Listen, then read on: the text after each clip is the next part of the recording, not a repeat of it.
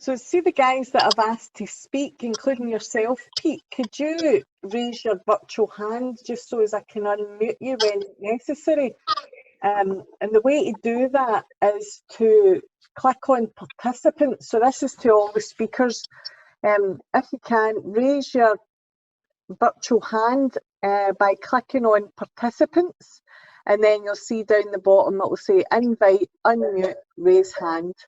Karen's figured it out, Dot's figured it out, well done. The ladies are well on it. Steve Wishart's figured it out, thanks. Mark Moody, well done. Yeah, I can't do it. Dot. Yeah, on the phone, Pete. I've done it, I think. You've done it, brilliant, good. Catriona's done it, thank you. Brilliant. It's just so, because what I'll eventually do is mute everyone and then unmute you all one by one. So, does anybody have an absolute preference? I've got a sort of semi-running order there, but we don't have to stick to it if anybody's got to leave or go away, if anybody wants to get it over and done with. But I'm quite sure that it'll be useful to everybody to can hang about anyway. It will be recorded as well, so you can watch it at a later date. Are you looking at releasing some of the recording then, do you think? If everyone's okay with that, I'll release the whole recording. Because I think it'll be really useful to smaller organisations. We've just had somebody enter the room called Francis Begbie, who's a character, you know, the character in Trainspotting that was battering everybody. So he might be causing trouble. Might have to throw him out. So yeah, just hopefully there won't be too much or any carry on.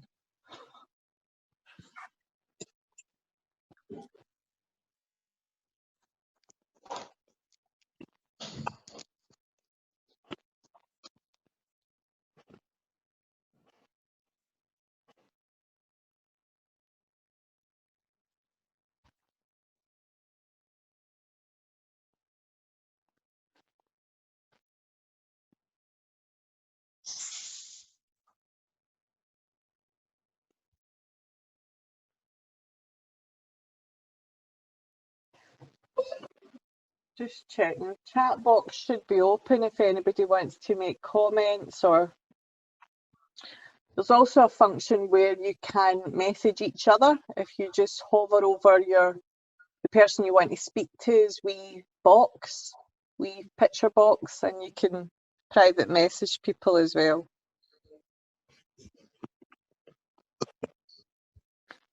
Oh, Rossana Oconner is joining us now.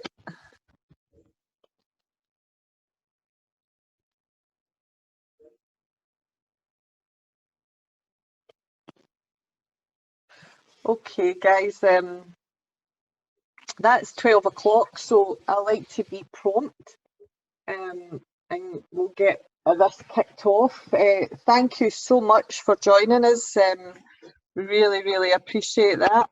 You being here. Just to let everybody know that there are some journalists joining us in the room as well. So, yeah. Can you hear me all right? Yeah. Hi, Bill. You're abs. Hi, darling. I can't get anybody's picture, but I'm here. Okay, brilliant, Bill. Just put your mic on mute for the moment. Okay. Okay, thanks, Bill. Bill's joining us from Australia.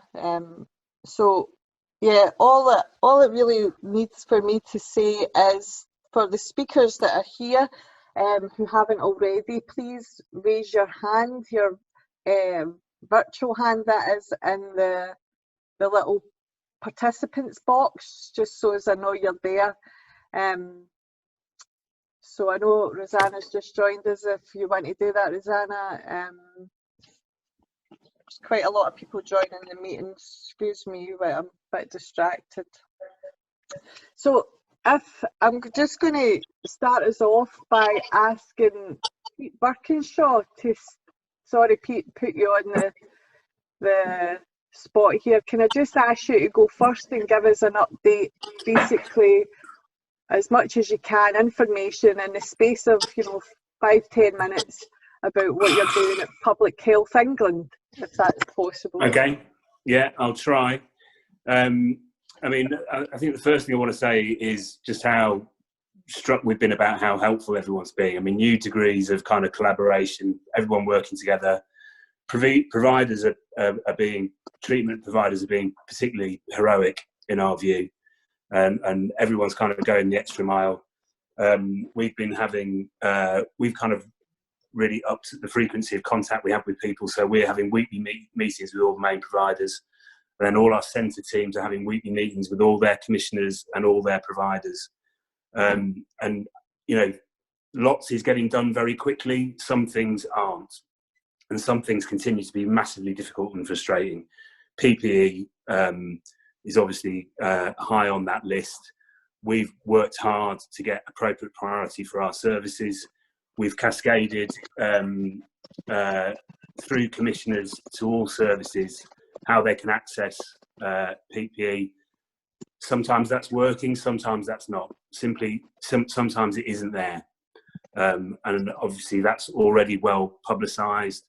And our sector is not unique in that by any means, but we're on the list. We have got enough priority. It's about stock really with PPE, and that's a huge challenge. So obviously, I mean, I could spend more than this about why we're concerned about this for our population. Obviously, that's kind of fairly well rehearsed now, that we think that this is going to potentially put our populations at greater risk, life-threatening withdrawals. It's causing a huge amount of strain on the system, particularly in relation to pharmacies. And services have been responding really quickly in relation to, changing the frequency of pickup. There's been a lot of questions raised about that. I think anyone who spends time in the pharmacy issue will know that that's been the right thing to do. Some of the large pharmacy chains have been wholesale stopping supervised consumption of methadone, and that's been a really difficult. I'm sure Mark will agree with this when he talks later on. I mean, that's been a massively challenging area, is access to pharmacies and also needles. So a lot of what we've been doing is trying to negotiate some of that, trying to smooth the way, work with the Home Office to relax some of the regulations around controlled drugs. And we're working with the Department of Health at the moment on interpreting the ACMD guidance into ACMD relaxations into guidance. We've put out lots of guidance. I mean, one thing that I want to share is that we've been hugely frustrated about how long it's taken some of the guidance to reach the field. We've got more in train. I mean, all I would say about that is, I'm sure you'd appreciate, the central government sign-off process for guidance is it's quite long and complex, but perhaps necessarily so. Everything is going through the CMO's office and number 10 and through various departments. So that's speeded up as much as it can be, but it is protracted, and it's also massively congested, hugely congested. And if you go on the daily guidance update, just the volume of guidance that's coming out every day is vast. And some of our guidance has been stuck in that congested system, unfortunately. We've been getting out as quickly as kind of know it's no good for our sector to hear that it's been stuck in that, but we have been trying, and we have been frustrated about how long it's taken for some of the guidance to come out. What I would say to mitigate that is we've been consulting on it extensively. So a lot of the people that have had to know what we're putting in the guidance have known well before it's published, because they've been involved in the consultation problem, and they've been involved in developing it, to be honest. So going back to my first point, is a degree of collaboration has been great. So so some of the things that we're focusing on is surveillance of the markets, surveillance of the illicit drug markets, but also the medicines markets, trying to make sure that medicines are flowing. but also working with the National Crime Agency and other on the effect it is having on the overall drug market. I mean, no surprises that, you know, there is evidence that prices are increasing, and there are some shifts in patterns of use as a result, some of which we anticipate will generate new harms. But we're putting out as much information as we can to our networks and our network as providers on a regular basis. We're also working on various business cases. We're confident that drug treatment staff will have access to staff testing. The NHS side have already got access to that. Non-NHS staff, we're confident will get access to testing so that staff can test and return to work perhaps quicker. But we're still involved with negotiating, developing the process on how that's going to hit the ground. And the big question mark is how quickly we can get access to voluntary sector drug and alcohol staff to that testing. But we're confident we've got it. It's just a question about how long. But as you'll appreciate, again, you know, this is massive, complex and congested, and we're doing what we can. We're confident we'll get the testing out to that workforce. But the question is how many days that's going to take. We're also working on, we've got various business cases with the Treasury at the moment that we're waiting to hear about, to get some extra resource down into the field to do things like purchase more naloxone, bank staff, more phones for service users, IT equipment for services to do more remote working. A long list of things we put in that business case, and all the things that you'd imagine, which are pressure points for funding. So hopefully there'll be more contingency funding going into local authorities to cope with this. I think I'll stop there because I could go on forever. There's a lot that we're doing. An awful lot of our time and effort has gone into the rehousing of the homeless population in temporary hotel accommodation. And that's been a very rapidly moving and complex environment to work in. And often the practice is outstripping the kind of the national, is going quicker sometimes than the required legislative changes and the money and particularly the money. But we're confident it will all catch up. And, you know, services that are spending and committing extra resources at this time, we're confident that money will come down the line to support them having done that. I'll leave it there, Annemarie. I could go on for longer, but... Okay, thanks very much, Pete. Yeah, that was really useful. There will be a section for comments and questions round about 1 o'clock. Yeah. So if you're able to, please hang on until then.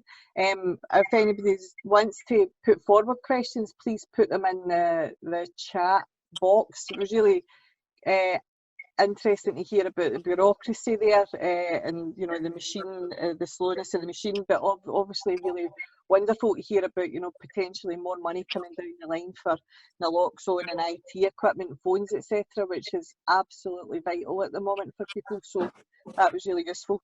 I'm going to ask Mark Moody to unmute himself and give us the next update, please. Mark, just introduce yourself as well, because there'll be some people who don't know who you are, guys, and who you work for, please. Hi, okay, so I'm Mark Moody. I'm the Chief Executive of Change, Grow, Live. And I think, you know, Pete's laid out a lot of the challenges that we've got there. I mean, obviously guidance around prescribing and so forth did take a wee while.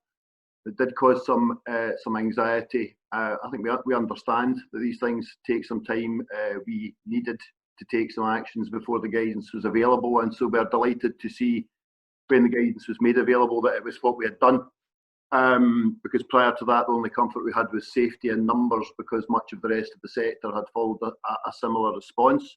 And I think we have seen, because of the pressure on local pharmacy networks particularly, that had in certainly particular areas of the country, had we not done that, we would have had a very serious risk of, well, in our case, tens of thousands of people not being able to receive their medically assisted treatment, which would obviously be an enormous risk to people's, not just their recovery, but their lives.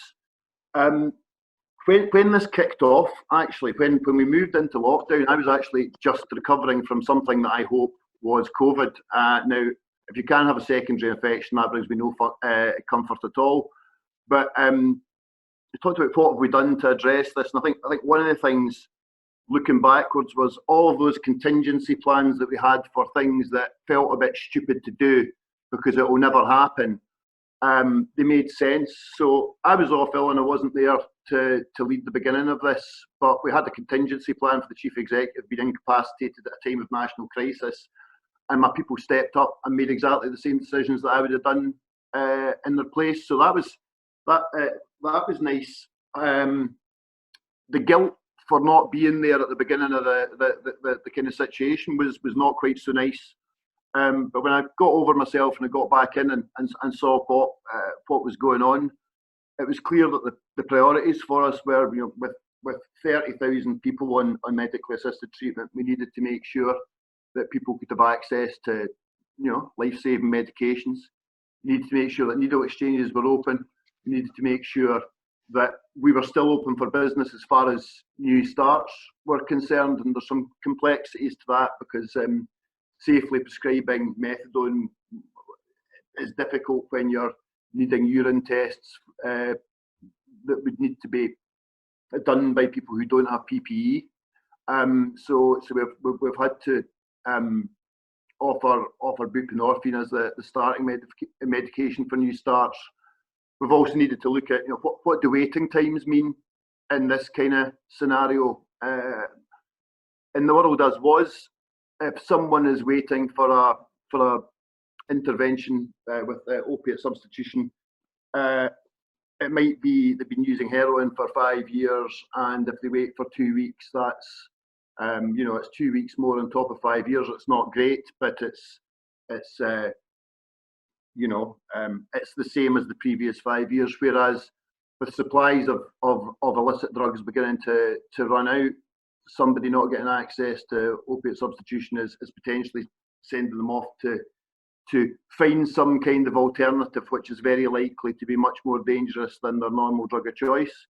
So I guess for the first few weeks of this, we've been focused on those really big ticket crisis items.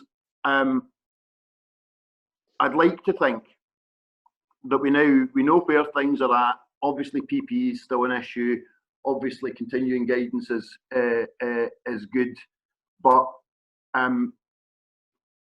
trying to offer the most that we can in these circumstances now becomes our focus. To continue to do all that life-saving stuff, but through platforms like this, to offer online psychosocial work to help support others, to have community support and so forth, I think is going to become important, because even when the lockdown ends, the situation with COVID doesn't end. We're not going to go back to what it was like before. It's going to be a new normal, a very different kind of place, and we need to take some of the learning from the crisis response that we've had into dealing with that. And again, the one thing that Pete said that I really want to echo is the collaboration across the sector has been absolutely extraordinary. I've been having such helpful conversations with people who a lot of you probably think I spend all my time fighting with because we're going for contracts and all that kind of stuff. It's just not been like that at all. People have been very open-handed, very generous with their time and with the resources where that's been necessary.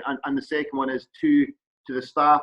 I can only talk about Change Grow Live staff, but I'm sure my colleagues in other organisations would echo it, that people have been going in to work to do things for the sake of other people with very little regard for their own health. The fact that we are allowing them to do that is not something that I'm particularly comfortable with, but the will that the workforce have shown to help people who they consider to be in a worse situation than themselves is extraordinary. And I know it's a trite word to use, but humbling is the word to use. I knew I worked with a lot of amazing people. I didn't realise they're quite as amazing as they actually are. And I guess that's me, Annemarie. Okay, cheers, Mark. Thanks very much. That was interesting as well to hear about, you guys what you are doing in response. Obviously, I've been seeing some of it online, but that thing about people, you know, being able to communicate with their workers and being able to get access to, you know, this type of forums and stuff is definitely going to be more and more vital as that this goes on. And it's good to know that you guys are doing your best with that as well, to make sure people have that equipment and to get people out there, the staff as well. And like you said, you know, like, I'm totally humbled that, you know, people that normally I'm in conflict with, I'm being far more conciliatory towards, and Certainly not. yes, even me, Mark. So normal service no doubt will resume, as that's my job as an advocate, but yeah, no, it's definitely bringing out the best in people without a doubt, and definitely the response for the big organisations has been phenomenal to see them working together. I'm going to take us out of England for a moment, and take us over to Catriona from Scotland, who is the head of the Drug Death Task Force. Catriona, if you just unmute yourself, it'll be good to hear about Scotland's response. If you just unmute yourself, Catriona, there you go. Yep, working on it. Sorry, should have coughed before I did that. So thank you, yes.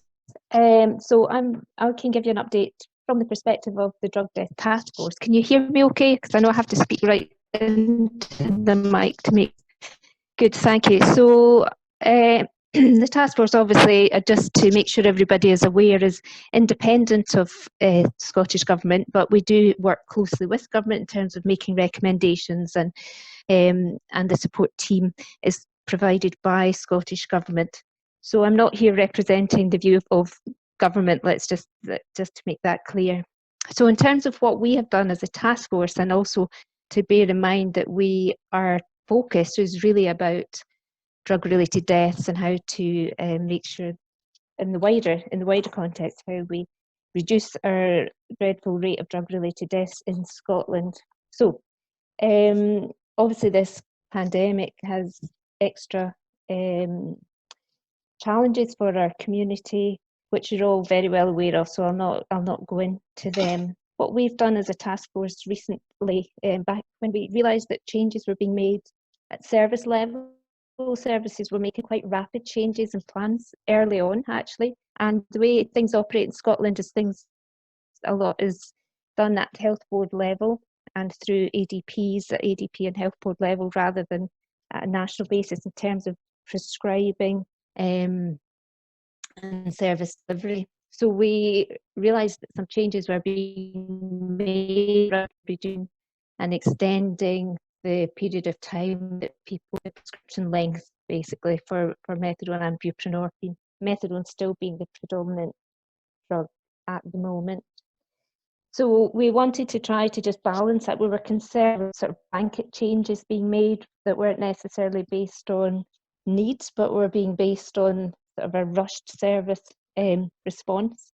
So we did put out a statement just to try to measure that a bit and remind people of the changes and how the impact of the changes, and understanding, of course, the balance between protecting people who are at risk of COVID, our vulnerable population who are at increased risk, and increased risk of drug-related death, and bearing in mind issues around safety. If people have more prescribed medicines at home when there's children around. So we wanted to make sure that we put a statement just from the task force perspective, which we did on the 20th of March, that was circulated to all the services in AD and our health and social care partnerships that oversee that. So what we've been doing in terms of the actions taken since then, we've been focusing quite strongly on the naloxone supplies, trying to make sure that we maximise the options for that. So we know that there's going to be some early prison releases on the horizon quite soon. So to make sure that everybody in those prison releases are getting a supply of naloxone on release. So there's a mechanism for that. It just needs to be, brought forward. That was something that could have been done 2 or 3 years ago, in fact, but there was blockages in the system. So this has allowed us to push that forward much more, which is really good. Also supplying homeless communities. As you know, many street homeless rough sleepers have been put into hotels and other accommodation, which is a positive of this COVID situation. But of course, we want to make sure they've all got the naloxone supplies that are required. So we've been able to enable that as well. We're currently working, Scottish Drugs Forum had some guidance around prescribing. So they kind of took the lead as working for, in their role, working with Scottish Government. I put out some guidance. It was quite high level guidance, and so now that's going to be revised. That's in process, that revision, and we're working with them through our medication assisted treatment group of the task force. So that will be coming out quite soon. So some more specific issues there around safe supply, etc. And what we have also done is our task force meeting last week, we focused on the COVID response, and we came up with a good discussion with everyone around the task force team, and feeding in from other key informants around the country who we use to consult. And from that, we've got a set of recommendations to the Minister. And some of these have already been enacted, which is really positive. And I mean, these are on our website. I don't want to go through the whole list. A sense in a couple of minutes of what was covered in that. So the Minister really had, we were keen for him to write to our chief executives of health boards to highlight the importance of maintaining drug and alcohol services as essential services. This is a statement that's the government's position, and it's the chief medical officer's position, but health boards, we have also some intelligence that things were happening differently, and staff, for example, were being moved from drug and alcohol services to other areas. So we wanted to remind health boards that in the longer term and the short term is not helpful.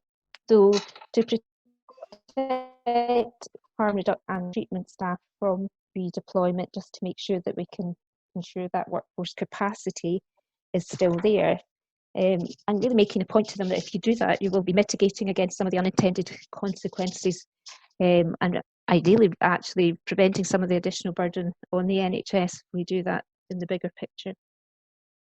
We also suggested that they should consider people who use drugs as a priority group due to their underlying health conditions that many have, so making sure they also get COVID testing, particularly those who are homeless in prisons and the prisoners on release, certainly. And extending the inclusion criteria for the Scottish Government's helpline for vulnerable people, making sure that's extended to people who use drugs. We also have a list of recommendations under seven other areas, which I probably won't go into in detail now, but that might come out more during the general conversation. But things around, for example, I'll give you a sense of a couple of things: prioritising outreach so that we can try to get people into treatment, and giving same-day access to treatment alongside take-home naloxone supply. Some of the more interesting aspects of this, and some things that are already happening and we're trying to promote in our role, is around maintaining that therapeutic support using novel methods. So, for example, distributing mobile phones. This has been happening to make sure everybody actually does have a means of communication, and using volunteer networks to try to keep contact with people, even just to make daily contact with people who are isolated, and also hopefully to be able to have that therapeutic relationship with their treatment provider as well. So that is a sense of some of what we're doing. Other recommendations we've made are things like making sure encouraging safe systems for safe boxes for from pharmacies, so that people can, if they've got to be careful about storing more meds than usual at home, that they have a safe box that can be used to make sure it doesn't get into the hands of children, for example. So there are other things, and I would encourage you to, that document should be on the website of the Scottish Government's webpage for the task force, and people can have a look at that, and I can share any other ideas, but I don't want to take up too much time at the moment. Okay, thanks very much, Catriona. There's been quite a lot of comments in the chat box. If you want to take some time to answer them in typed form, that would be great, or you can wait until after 1 o'clock to do it. Yeah, there's been also a lot of comments coming in via text message as well from people to me about, certainly about the prison, people leaving prison and telling that they're not getting scripts, they're not getting accommodation. So although that guidance might be in place, it hasn't quite reached practice yet. So just to let you know that there's still real issues with that. Okay, thanks very much for that. I really appreciate your time. I'm going to stick with Scotland for the moment and just ask Monica Lennon to unmute her mic and just tell us, because we, like Catriona quite rightly said, they are arm's length from government, although obviously very supported by government. Monica is actually government, although not sitting in government at the moment. She's in opposition. So yeah, I know that she's been a great advocate for our cause, and just would like to introduce her and also ask her just to make comment on what she's seeing and what she's hearing, and what she's doing to try and help us as well. So Monica, if you just unmute your mic, you're on. Hi Annemarie, good afternoon everyone. Hope everyone can hear me okay. Yep. I had some trouble getting in at the start, so I missed some of the earlier comments, but I was quite pleased to hear Mark talking about collaboration, which is obviously really essential. So just at the start, I hope everyone is keeping safe and well in these really challenging times. It was good to hear from Catriona there to get that update in terms of the task force work. Parliament's been in recess, although there has been some activity. We had virtual questions to the First Minister yesterday by the party leaders, and we have a further question time today. But by and large, Parliament's not been sitting, and that is frustrating because it means that we can't raise issues like this with ministers directly. But we are meeting on Tuesday physically in Parliament. We're going to change the standing orders of Parliament, and we're going to be setting up a new COVID committee, which will have 9 MSPs on it, and hopefully we'll change some rules in Parliament so that we can do much more of our business on formats like this, so that we can continue to ask questions and raise important issues. And of course, if there to be further emergency legislation or a review of the legislation that we've passed, that we can do that. So things have been quite frustrating in recent weeks. There have been limited opportunities to ask ministers questions. On a positive note, early on I did have a Zoom call with Joe Fitzpatrick, the Public Health Minister, and a couple of his officials to talk about the issues that I know matter to everyone on this call. And I was pleased that Joe was able to reassure me that his civil servants who work in the substance use team are not being diverted elsewhere. So government do recognise issues around drug use, drug and alcohol harm as priority areas. So I think that is reassuring. What Catriona mentioned there about health boards, some taking a different approach, that is something that's been raised with me by, let's just call them whistleblowers, who have been concerned that in some health boards, frontline staff who work in drug and alcohol services have been redirected elsewhere. So that is worrying, but I'm glad it's on the radar of the task force. It'll be good to get an update on that. I've been looking at the chat board here at some of the questions that are coming in, and I see that prisons are coming up quite a lot. When I spoke to the Minister, he said that the team were doing some early work to see if they could try and match prisoners who they expect to be released, to match them up with residential rehab services. I've not had a further update on that, but I see some people nodding, so again, that's positive if that work is happening. I don't know if we've got anyone on the call from Scottish Families, but I have touched base with them in the last week or so, because I am concerned, particularly for children and young people who are in the home environment, who normally have the safe haven of school, and who are perhaps more exposed to drug use, alcohol use, and to those harems, and particularly, as Catriona mentioned, if there's more access to drugs as well. These are issues that have always been of concern, but during this pandemic, even more so. I know there's been a lot of discussion there about naloxone, which again is really important, but people have been raising concerns with me about people who use drugs, who are not able to get out of the house to get their usual supply, whether that's through a chemist or elsewhere. So I think there is concern about people going into unplanned withdrawal and what they might be using instead, and just for those people who are really, really vulnerable, who are alone and have no one. So that outreach work is really important. But I think at the moment there is a danger that these issues around drug and alcohol could fall off the political agenda.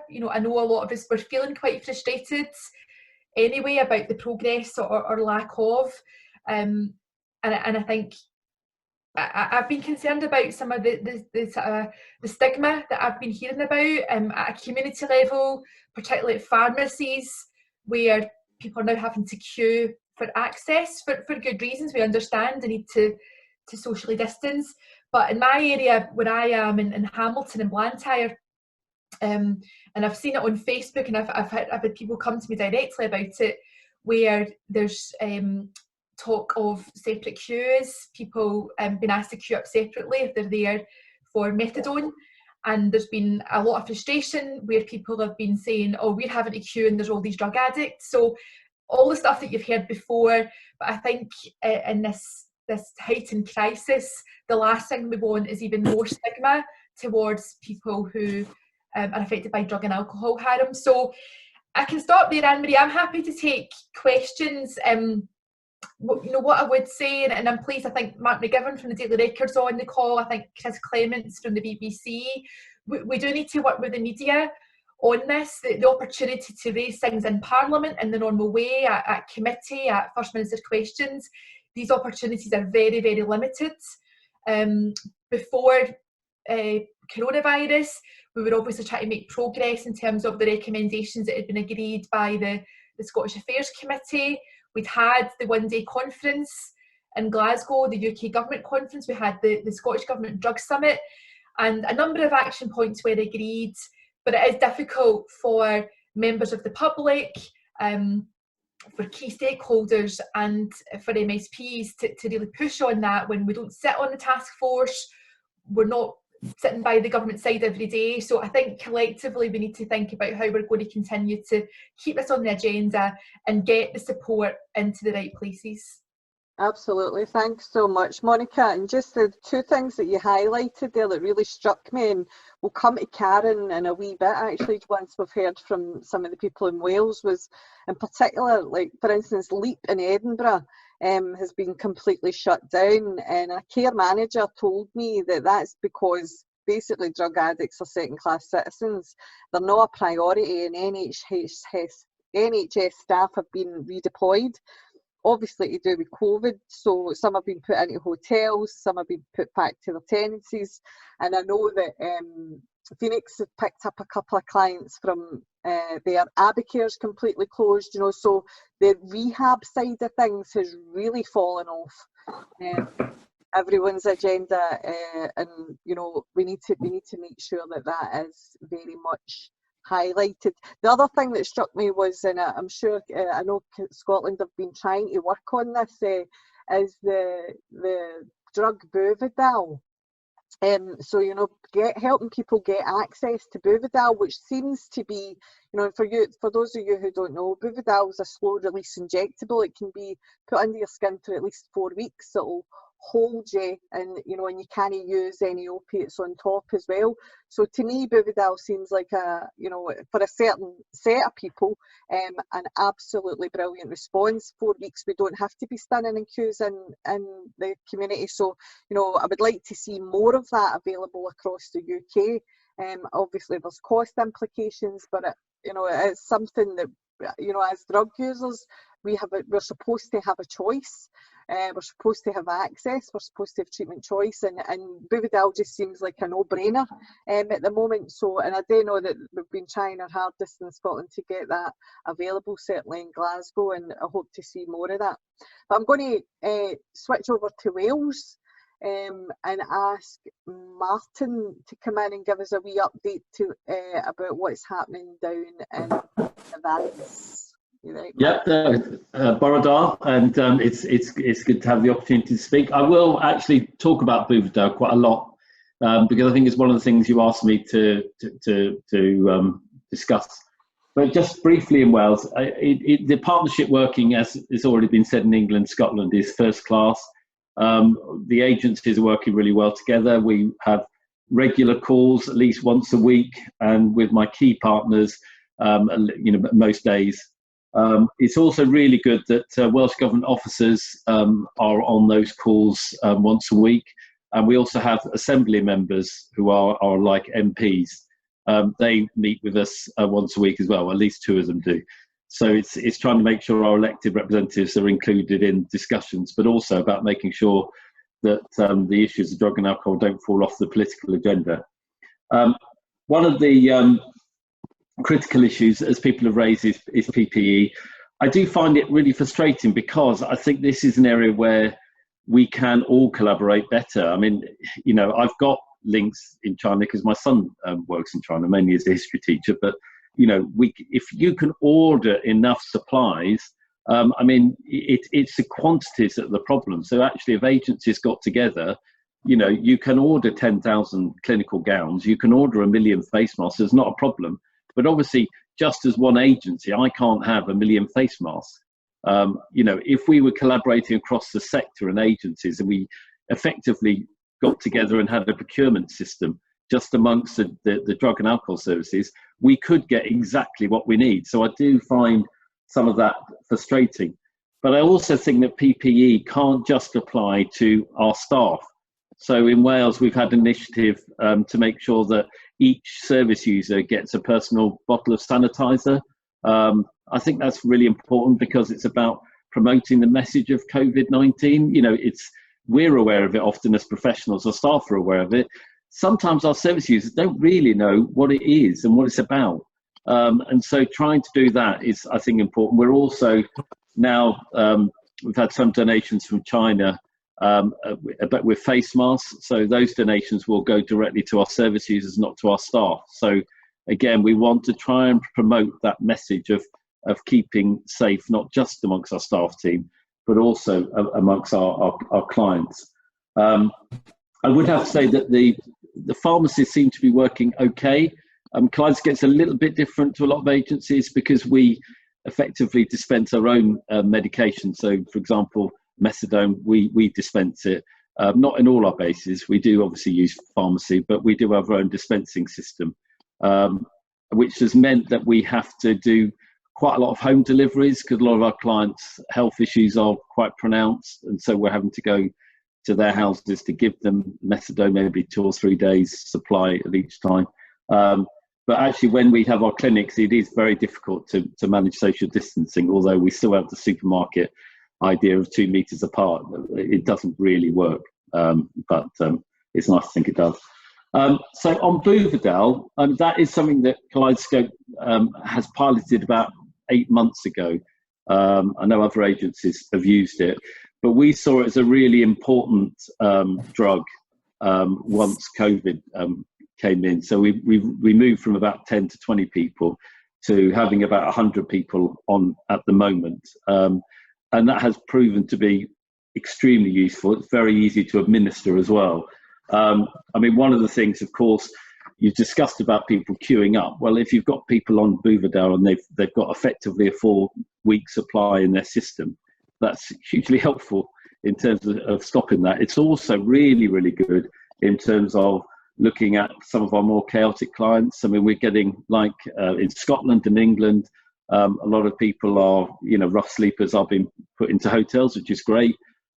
It's quite difficult to then get them to come on a daily basis or whatever, 2 or 3 times a week to Kaleidoscope. So again, if you're able to put them on something like Bouverdale, it's a very quick and safe drug. And one of the great things about it, you know, is the overdose potential is not so high. So, you know, I do really think that when we're looking at solutions in this COVID situation, we really need to be fast tracking that particular drug. I can't see any reason why we're not, because one of the arguments is about price.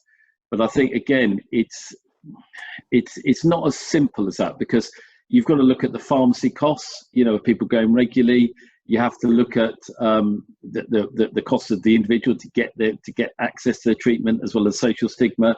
And our doctor works out that it is not that much more expensive than buprenorphine, so we're happy giving that, and we're not happy always giving Bouverdale. So I'm not quite seeing the case for that. We've also found it really good in terms of, obviously, for people who are very safe on their prescription. That has been a really, really useful drug, because they're not having to keep coming in for takeouts or going to pharmacies. They're literally getting that drug now.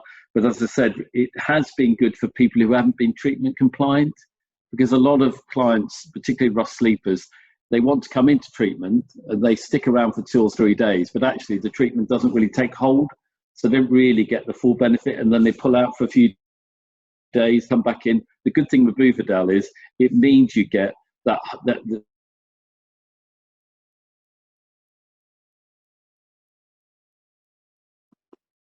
Oops, Martin, we've lost your sound. Don't know if you've hit something there. We've lost your sound, wise.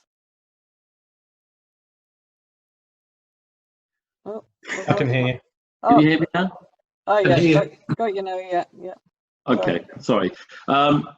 Yes, so I think for those who often dip in and dip out of treatment, it has proven to be really, really useful, because it's meant that they've actually seen the benefit of an alternative to their heroin supply. So for rough sleepers and people who are chaotic, it's been really well. And our doctor claims it's actually helped in terms of making sure he's had better therapeutic alliance with service users, which is a bit of a surprise, because Kaleidoscope systems often don't come in on a daily basis, or, you know, at least 2 or 3 times a week. You'd have thought that would enhance that relationship, but he feels that because you don't get the lows and highs that you must sometimes get with the daily prescribing, it works better. So in Wales, it's a tough environment. Again, staff are doing an amazing job, like they are doing everywhere. Very briefly, we have a residential, and I think Karen's much better qualified than I am on the residential, but that is really, really tricky. We get people from, it's in the world, we get people from around the country coming to us, and you're trying to manage that situation, that they might be coming with symptoms or there might be COVID-19. So that creates additional challenges for any residential services, and a lot of stress on the staff in relation to that. I would say, if you look at services, I would say 50% of our services are online in Wales, that is, and 50% is still face-to-face. So I hope that gives you a brief summary.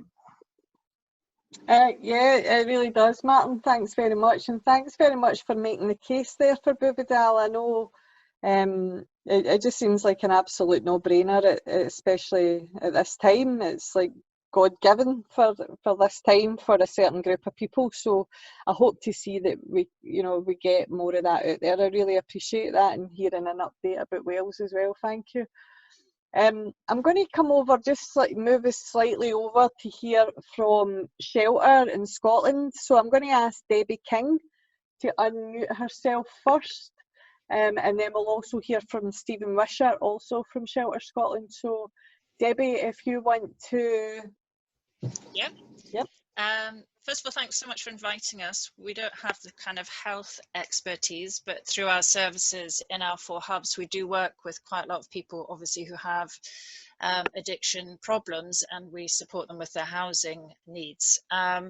So I'm going to do a very quick overview, more from a national perspective, of what we've been trying to do during the pandemic, and that's leaning more towards our policy and our campaigning side. And then Stephen will talk about more of what he's seeing on the ground in Glasgow in terms of the support we're providing to people in housing need.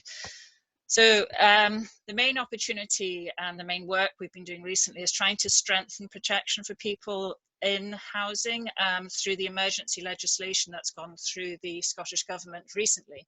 That took a lot of work. What we were trying to do is make sure as many people as possible are protected from eviction during this period. And that includes through the temporary accommodation, but also private renters particularly, and social renters as well. So the protection has been strengthened. So for 6 months, most people can't be evicted from their properties, even if they fall into rent arrears. There are some sort of conditions where people can be evicted. So we'll continue to push on that. There's some gaps there that we're a bit worried about. So we are looking to see if there's an opportunity with more legislation coming through, if we can put more protections in. Some of those are around concerns from feedback we're getting from people we know in temporary accommodation and B&Bs and hostels, of private B&Bs being shut down and people then being asked to move on to the next B&B and having to do that by themselves and putting themselves at risk in doing so, and having to mix with a lot of different people quite regularly. So there's issues around the suitability of temporary accommodation in terms of social isolation and distancing. So we're trying to look at how we can strengthen that and look at how we can get more people housed within suitable accommodation, whether it's hotels or Airbnbs or short-term holiday lets that are not being used currently. So ongoing work on that. We've also been looking at what's happening to people with no recourse to public funds and asylum seekers. We're doing some work with a campaign group through in Glasgow, just trying to make sure that nobody can be evicted through any of the asylum accommodation, which seems to have happened for at least a 3-month period, that we've got that promise of that. And a lot of this is around just making sure people can stay somewhere safe. And Stephen will talk a little bit more about the impact of then what a lot of people have mentioned today, of getting the right services and support to people if they're in the temporary accommodation, whether it's hotels or B&Bs. We know in Edinburgh, the feedback has been from people we know in B&Bs that the support has been drastically reduced. So there's nobody in the accommodation supporting people in the B&Bs. Anyone going through withdrawal or really struggling with any of their other sort of mental health issues, whatever, the support isn't there as it used to be. So that's a real concern for us. So we're looking at what we can do around that. I think the other thing that we've been concerned about is the new measures that have been put in place for the pandemic and trying to control people being outside. We know some people have been fined for begging when that's the only way that they can kind of go out, and particularly to do with sort of drug and trying to get money through for drugs or whatever.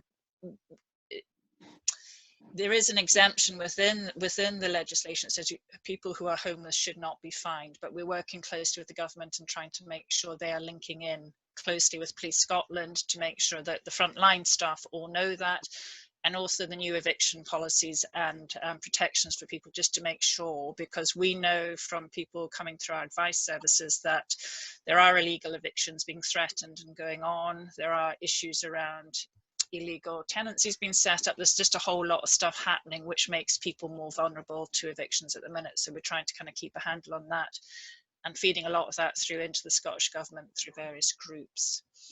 So that's a kind of overview, but I'll pass on to Stephen Wishart, because he's probably got actually more relevant stuff to tell you than I do. Thanks, Debbie. Can you hear me? Aye? Yep, can you hear you fine, Stephen? I think there's a lot of stuff that people have already said in regards specifically the second-class citizen comment that you made, Annemarie, in regards to the kind of homeless population that were, or the rough sleepers that we're usually used to dealing with, you know, the ones that are termed as being hard to reach. multiple complex needs, etc., etc. And then with one fell swoop, we managed to almost eradicate, rough sleeping in a matter of days, with a wee bit of effort, which I'll obviously say was thankfully to the Simon community who kind of took ownership of that and done it. But I must echo, one of the things I've not heard, and I do know through a couple of service users, is it is alarm, and they are, what Debbie was commenting there, we are seeing people who are having to opt between staying in and potentially going through withdrawal from benzos, which is not an unintended consequence of a burden on the NHS. If we know that people are addicted to benzos, we know what the outcome of withdrawal from benzos might be.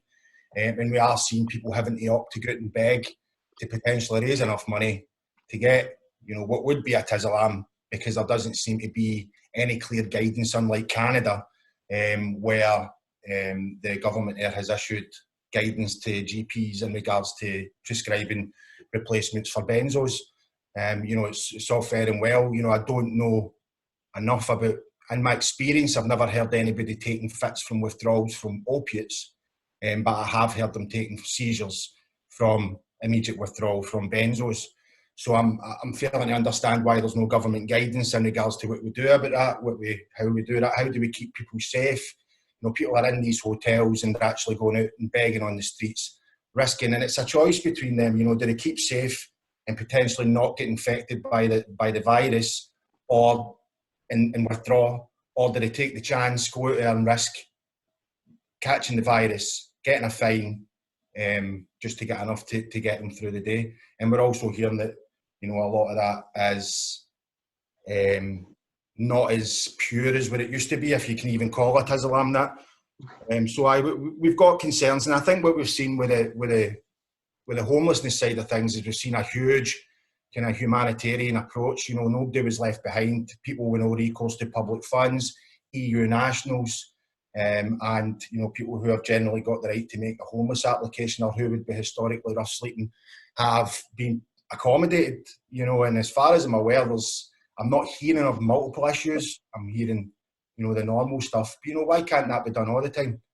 Why have we waited? There's been a pandemic to then make the decision that actually we've got the power to take these people off the streets.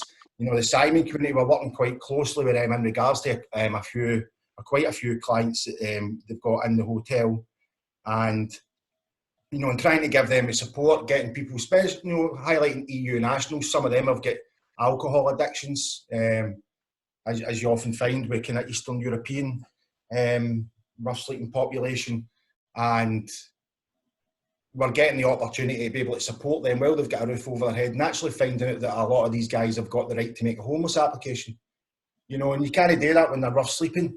But the government, again, hasn't issued any clear guidance on what we do with the EU nationals and their rights to make homeless applications. So what's going to happen when this is all done, and the hotel's away, and the accommodation's away? Are we actually expecting all these people to get kicked back out in the street? Because that generally seems to be what's happening. Are we going to have a wee brief period where we can actually, because we're struggling to, obviously one of the clear guidance on EU nationals who are homeless is that they need to be a qualified person. One of them is being a job seeker. How can you be a job seeker during this current climate if there's no jobs? Well, apart from the 150 Romanians that flew in this morning. So we need to start getting clear guidance on, what's going to happen after this. And I know there's no magic bullet. I'd be keen to see the addiction services more involved in the kind of homelessness stuff. I know people were saying they can't go out and pick up their prescriptions, or there's nothing stopping. And I don't know. I mean, there might be medical guidance or reasons for that not happening, but I don't, as it stands, apart from the street pharmacy team, I don't really know anybody getting into these places and checking if people are getting their prescriptions. So as I say, there is concerns. I would like to see the government giving guidance on benzo addiction. I would like to see them giving guidance on what happens to the people who normally wouldn't have the right to accommodation after this pandemic, or the crisis is hopefully over soonish. But the only thing I do know is that we can't go back. You know, we can't go back to the way it was before. It was unacceptable before. We all knew it was unacceptable before. Some of us were more vocal than others in regards to how unacceptable it was for people to be forced to sleep in the streets. You know, and I think what we've got now is an opportunity to build on what we've got just now, you know, and take that forward to the next level, whatever that might be. So, and I've actually got a question. It was actually Monica when she was speaking about the prison releases and identifying residential rehab beds, and I'd like to know where they are in Glasgow, because we've got 14 beds left. You know, so I understand. I'm actually hearing last week or this week of a few people who were released early from prison. Some of them had no accommodation to go to when they get out, so they still had to go and approach the local council, who I do believe accommodated them. And then there was one or two who get out and their prescriptions hadn't been sorted with the local CAT teams. So, you know, I think there is stuff that still needs to be ironed out, and I think, you know, it sounds all great on paper, but we'd be really keen to see how that transpires on the ground. So there's a lot of stuff there, and apologies if I went on, but that's what I've got. Thanks very much, Stephen, and no need to apologise at all. So we've tried to get, you know, everybody's voice heard as much as we can in a short space of time, and your voice is absolutely essential. Thank you for that. What I'll do just now, seeing as we're at 1 o'clock, I will open it up for questions. Instead of it being a mad free-for-all, if you want to raise your virtual hand, there's Chris Wright's hands went up straight away.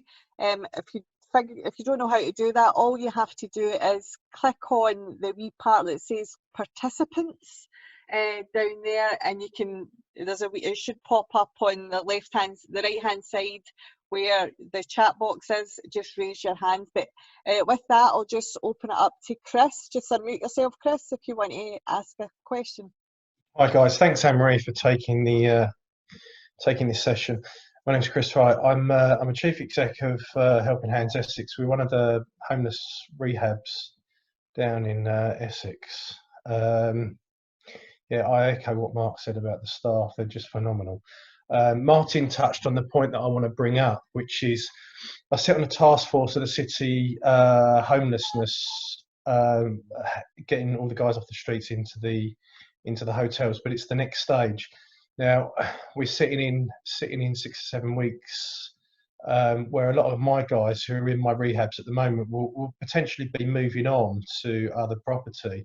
So we've got the opportunity at us rehabs to actually bring people in from the hotels to actually start their psychosocial care, but it creates a huge risk if we're going to bring people in. So the question is to Pete around, can we get some testing done so we can start moving the people of the jigsaws around, so we can actually bring people in from the hotels into our rehabs, and we can make sure that they are actually COVID free.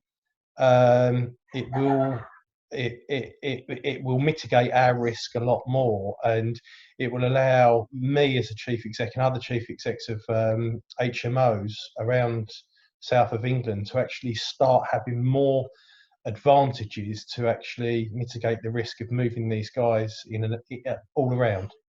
Brilliant. Thanks very much, Chris. You want to take that, Pete? Please just unmute yourself. Yeah, hi Chris. Yeah, no, I hear that, and I'll feed that. We've got a team. I don't know if you know Jez Stannard, who's leading on the homeless and stuff. Are you in touch with him? Have you been in touch with him about this? Not as yet. No, I wanted to bring it today. I would encourage you to drop him a line about it. I know it's something that's being talked about. Yeah, I mean, all I can say is it sounds like a good idea, and we'll do what we can. But you know, as I'm sure you're aware, testing is fraught. Absolutely, yeah. Thanks, Pete. I will. Jez Stannard. Brilliant, thank you. Any other questions? I can see, has anyone else raised their hands? I can't see any hands raised.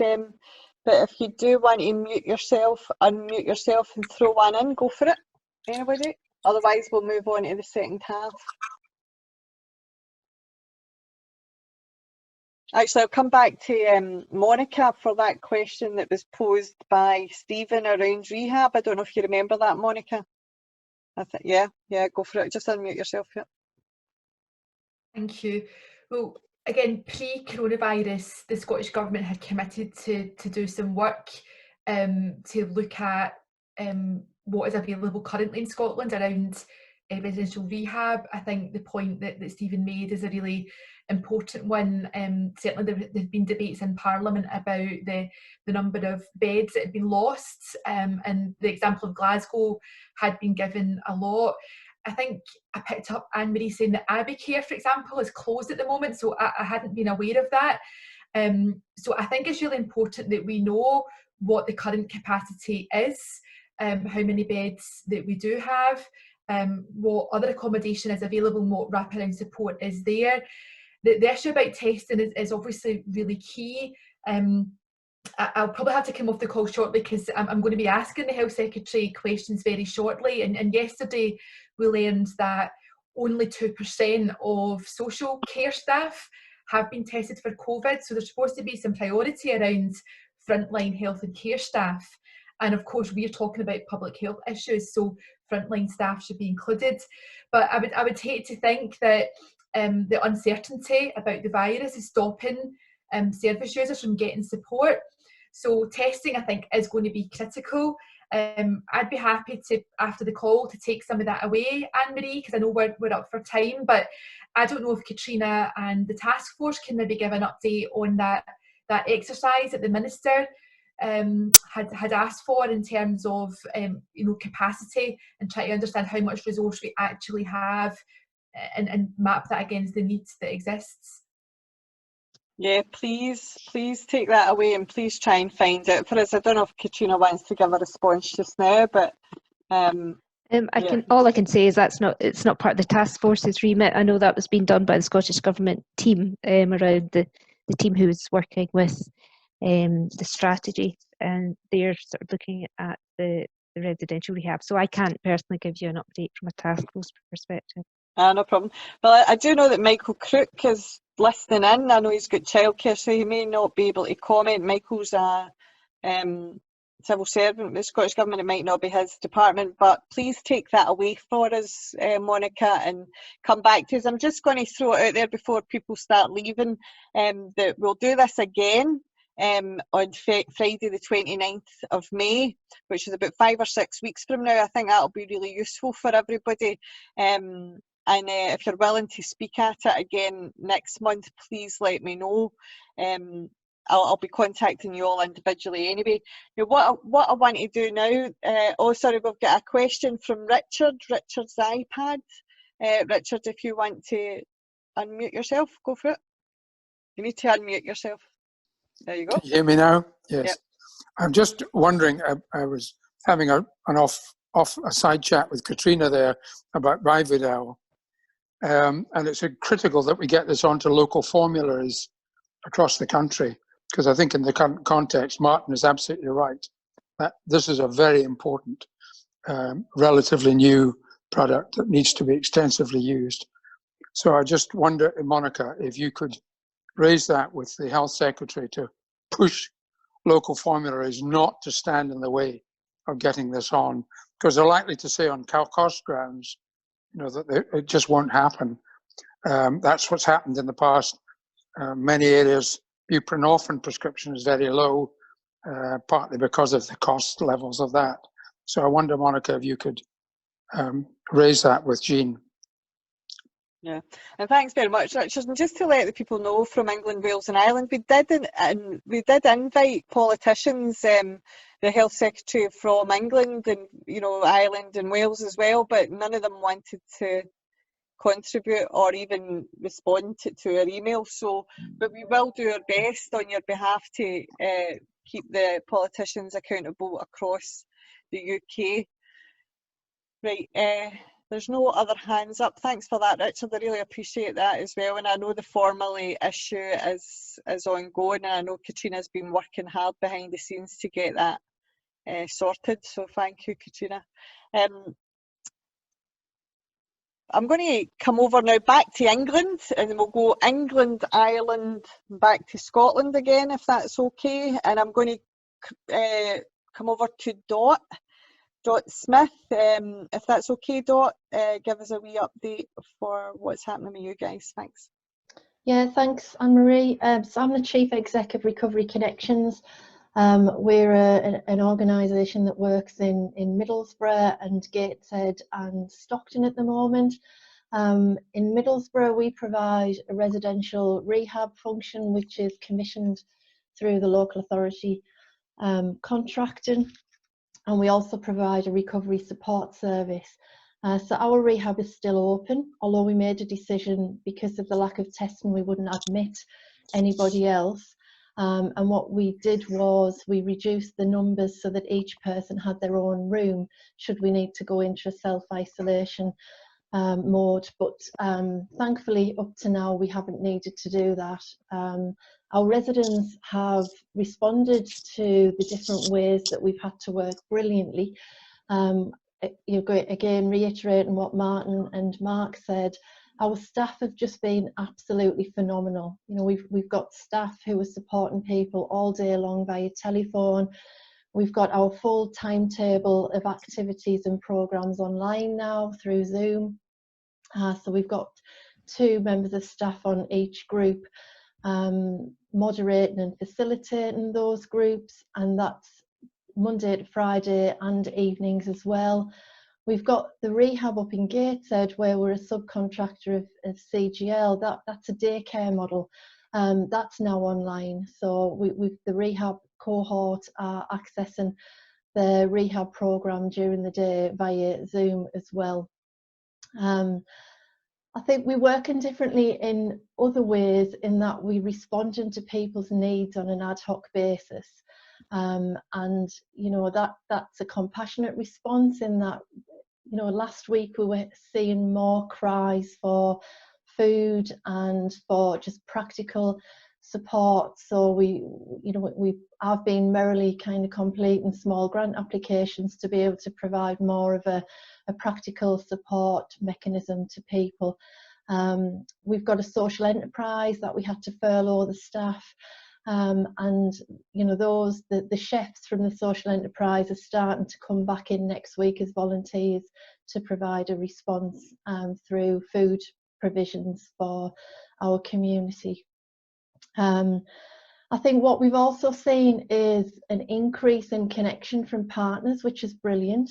An increase in asks from other providers, especially the prisons around people who have been released to prison, for us to pick up that support and that recovery support, again, which we welcome, and we hope that will continue once this is all over with. We've also had an increase, I guess, in connection and to be that conduit connection from social services around child protection, because we're in touch with people regularly and people welcome our support and contact, so that's being utilised more.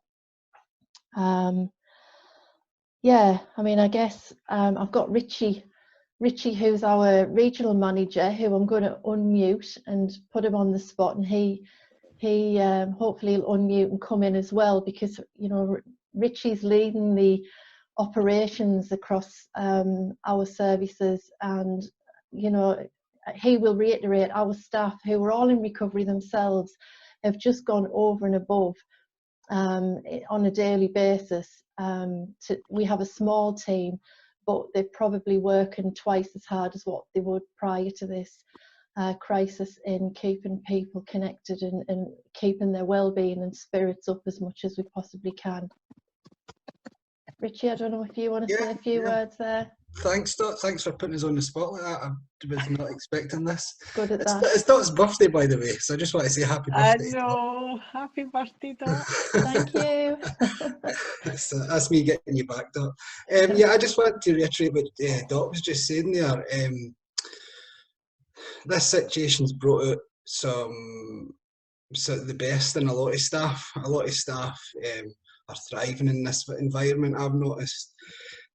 From a psychological perspective, the environment itself The day-to-day environment, which people were used to, would maybe be sitting in traffic for up to an hour, rushing into work, getting in for 9 o'clock, getting into a big flash meeting with 30, 40 people crammed into a room, getting orders back to you for the day, and then getting on with your daily task. What I've noticed now is, what I've started to reflect on, is that that environment doesn't suit everybody, and I've noticed that some staff are thriving, being able to go at their own pace and come online and connect and engage with people in a different way, and they're getting rewards for that. We're seeing staff, a lot happier staff. Some of them are a lot happier. Morale's still high. People are thriving. People are using initiatives and new ways of working and problem solving skills that are just beyond me and beyond my belief. And I think that a lot of that's coming from the power of people with lived experience as well. I think a lot of us that have got lived experiences thrive multitasking and thrive under pressure, and I've certainly seen that from an operational perspective. I think staff's been, I can't thank your staff enough. Some of the barriers that we've been facing, excuse me, like Dot says, I think staffing a service 24 hours is a concern. We've got a rota and we've got staff that's committed in doing that, but we're always scared in case we get an outbreak and how that's going to affect staff in a residential service. But apart from that, yeah, day-to-day stuff that the clients is facing is food and food parcels and getting access to food parcels. I joined a wee bit late, so I'm not entirely sure what's exactly being spoke about, but I heard somebody speaking about a different queue in chemists for people. It's creating anxiety and creating more stigma in my eyes, and I think that's probably why a lot of your clients only go into supermarkets or shops or even food banks as well now, because they other priorities and fear of that stigma. I think generally they like to be in and out of places, whether that be a chemist, a shop, or a food bank. They don't like to hang about. So there's more anxiety and more barriers for people accessing services like that at the minute. So maybe a streamlined approach to getting people's needs out would be a wee request for myself. And I think because of the virtual ability to connect, you know, we've certainly had people joining our open Zoom meetings from across the country and internationally. We also support a community of students at Teesside University, and they've connected into the American student support meetings. So again, you know, there's a lot of challenges we face, but there's also a lot of opportunities that I think will serve us as a community well once this is all over. Okay, thanks very much, guys. I'm going to come back to Scotland now. Sorry, Karen, I know Karen Biggs is busy as well, so but I want to go over to Hugh Hill first of all from the Simon community. Hugh, you missed, there was quite a lot of discussion there about from Stephen Wishart and Debbie King, but we'd love to hear from yourself and what's been happening with the Simon community. Please go for it. Yeah, sure. Thanks for inviting me on. Just to give a very brief bit of background, Simon Community Scotland, we're a homeless charity. We work with the causes and consequences of homelessness, and we predominantly work with people with complex needs. So it'll be a familiar group to most of the people on today. So these are people who've experienced early childhood trauma, and then entered a journey into homelessness that usually involves using drugs, alcohol, self-harm, and various different means to manage that trauma into adult life. So as this crisis started to develop, our primary concerns were around how our client group were going to react to this. So we've got a client group who would, you know, happily tell you where to put your public health advice. They're not going to work particularly well with social distancing. They're not going to have places where they can self-isolate, and they're driven by their own personal needs. So trying to actually keep people safe we've seen is going to be a significant challenge. And added to the point that we also expected that to have a major impact on our staff as well. So one of the first things we did, we over-recruited to the organisation. So we set a target between 20 and 30%, and then went through a rapid recruitment process. So I'm pleased to say that through that process, all our services are currently running at full capacity. We've got a number of 24-hour services, residential services, fully staffed. Our street teams are still out in Edinburgh and Glasgow. And our information hub in Edinburgh is continuing to operate at a reduced level, simply to manage the numbers. And in Edinburgh, in Glasgow, we've redesigned it so they're now out in the street, actually delivering the service on a mobile basis. So we've had to redesign some of our services, make some adaptations in terms of using different forms of technology and communications. But actually, surprisingly, what we're finding is that there are more positives at this stage than negatives. So in addition to actually keeping everything going, we also opened 3 hotels, and that was a pretty rapid development, and it quite literally was a discussion with the hotels and the agreement on the Friday. We got a text through on the Saturday from the Scottish Government to say funding was available. Myself and the Chief Exec worked on the protocols and the plans on the Sunday. We redeployed staff on Monday morning, and on Monday night, the first 6 people moved into the hotel. So we've increased capacity across Edinburgh and Glasgow by 140 places. And we can now say with confidence that there is no need for anybody to rough sleep in either Glasgow or Edinburgh. We can accommodate people. There are still some people out there in the streets. In Glasgow, it's in single figures, probably 4, 5, 6, 7 tops. In Edinburgh, probably closer to 20. And for various different reasons, people don't want to leave their pitch and their skipper site.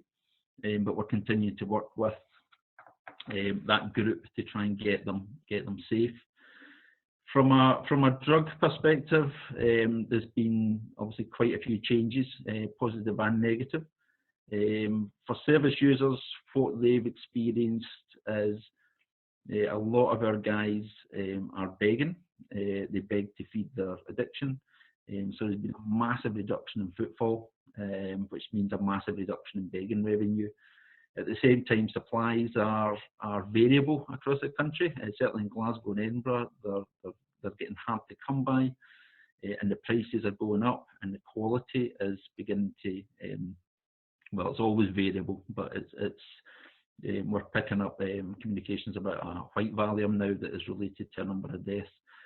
And sadly, we had our first death in our residential services at the weekend there, and that was the first time in 4 months, which is the longest run of without deaths we've had in 5 years. So that was really sad that both that run came to an end, and obviously we lost a service user at the weekend, somebody we've been working with for 5 years.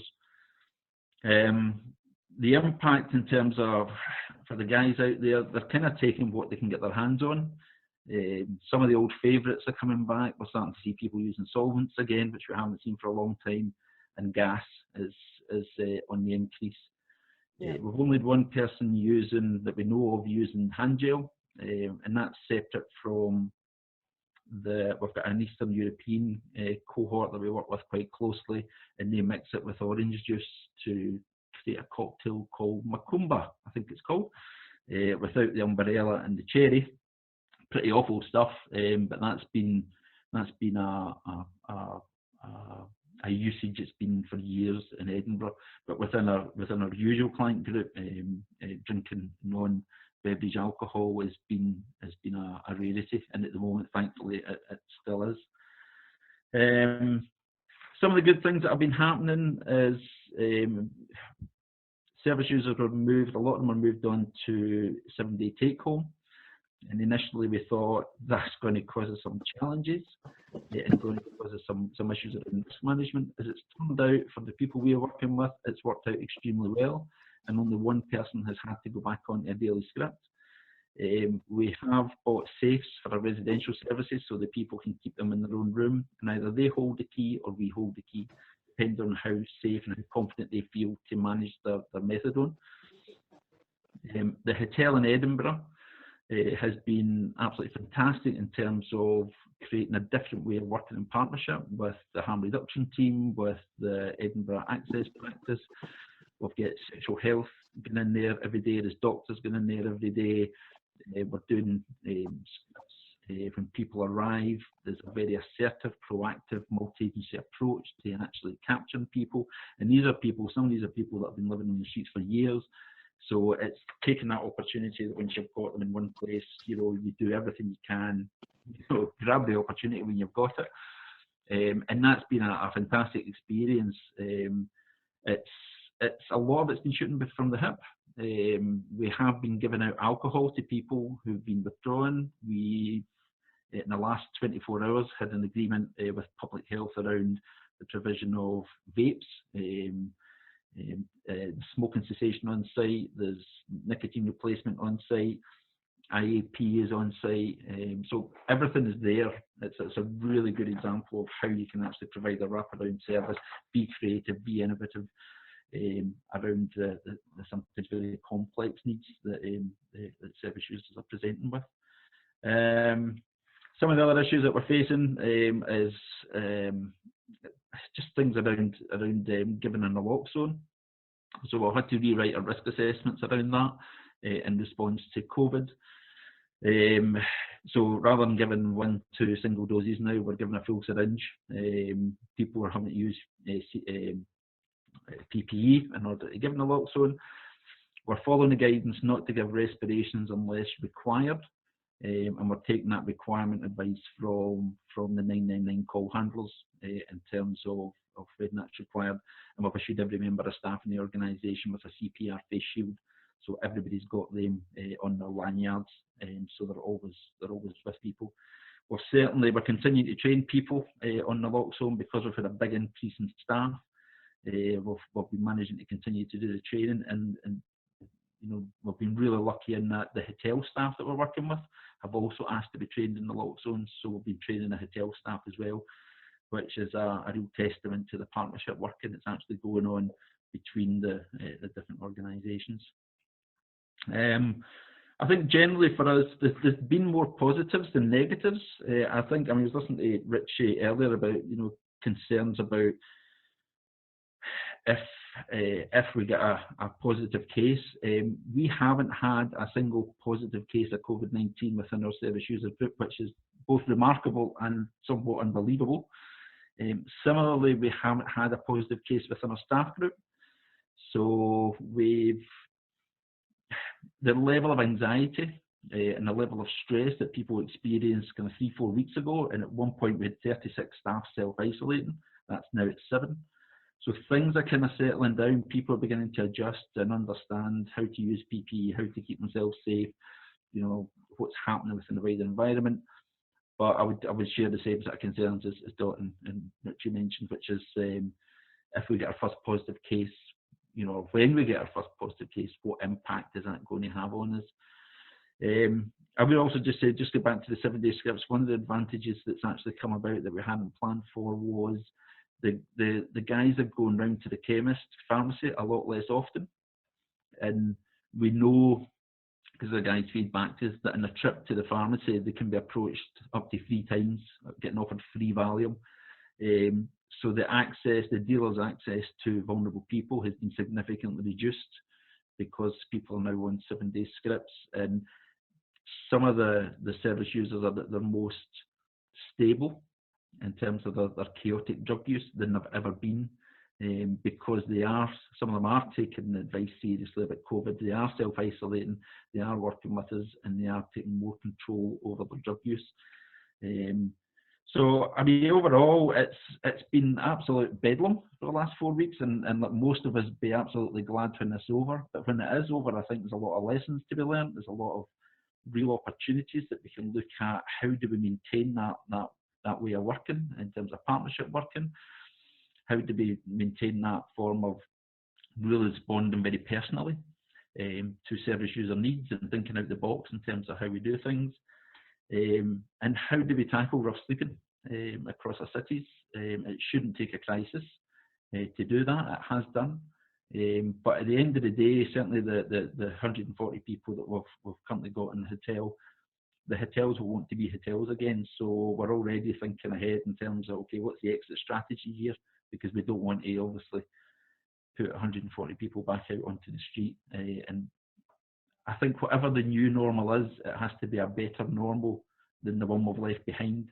And I think the changes that we've been forced to make, and we're we're making up as we go along. I think a lot of those have the opportunity to be retained and actually, hopefully, make a huge difference. So from our perspective, lots and lots of positive in there. And again, big shout out to the staff, big shout out to lots of different agencies coming together. It has absolutely brought out the best in people, most people, I would say. So don't know if that helps to give a kind of sense of where we're at in terms of supporting people during this situation. But yeah, lots of really good stuff going on.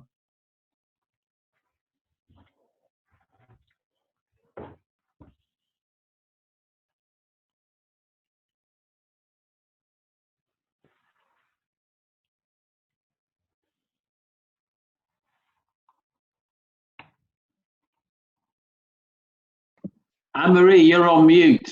Annemarie, have you noticed? Oh, sorry about that. I was just saying, can you hear me now? I was just saying how brilliant that was, Hugh. Thank you so much. This will be released, so that information that you've just shared will circulate across the UK and possibly further. So thank you. That was absolutely heartwarming to listen to. I know that there's loads of problems still, but you're absolutely right. We cannot go back to the way things were. Thank you so much. I'm going to move over to Ireland to Paul Duff because he keeps getting cut off and put him out his misery. And then I'm going to come to Karen Biggs back to England. So over to you, Paul. Thanks, Annemarie. Thanks for the invite as well. Can everybody hear me? Yeah. Yep. So yeah, I'm currently the coordinator of the Recovery Academy Ireland. So a lot of our services have kind of closed down in a sense with regards to we provide or we manage the annual recovery walk. We also provide training to recovery coaches. So they are currently on lockdown at the minute because services have kind of gone online, as some other speakers had mentioned. And I've been redeployed within the HSC, which is the equivalent of the NHS, to support the COVID.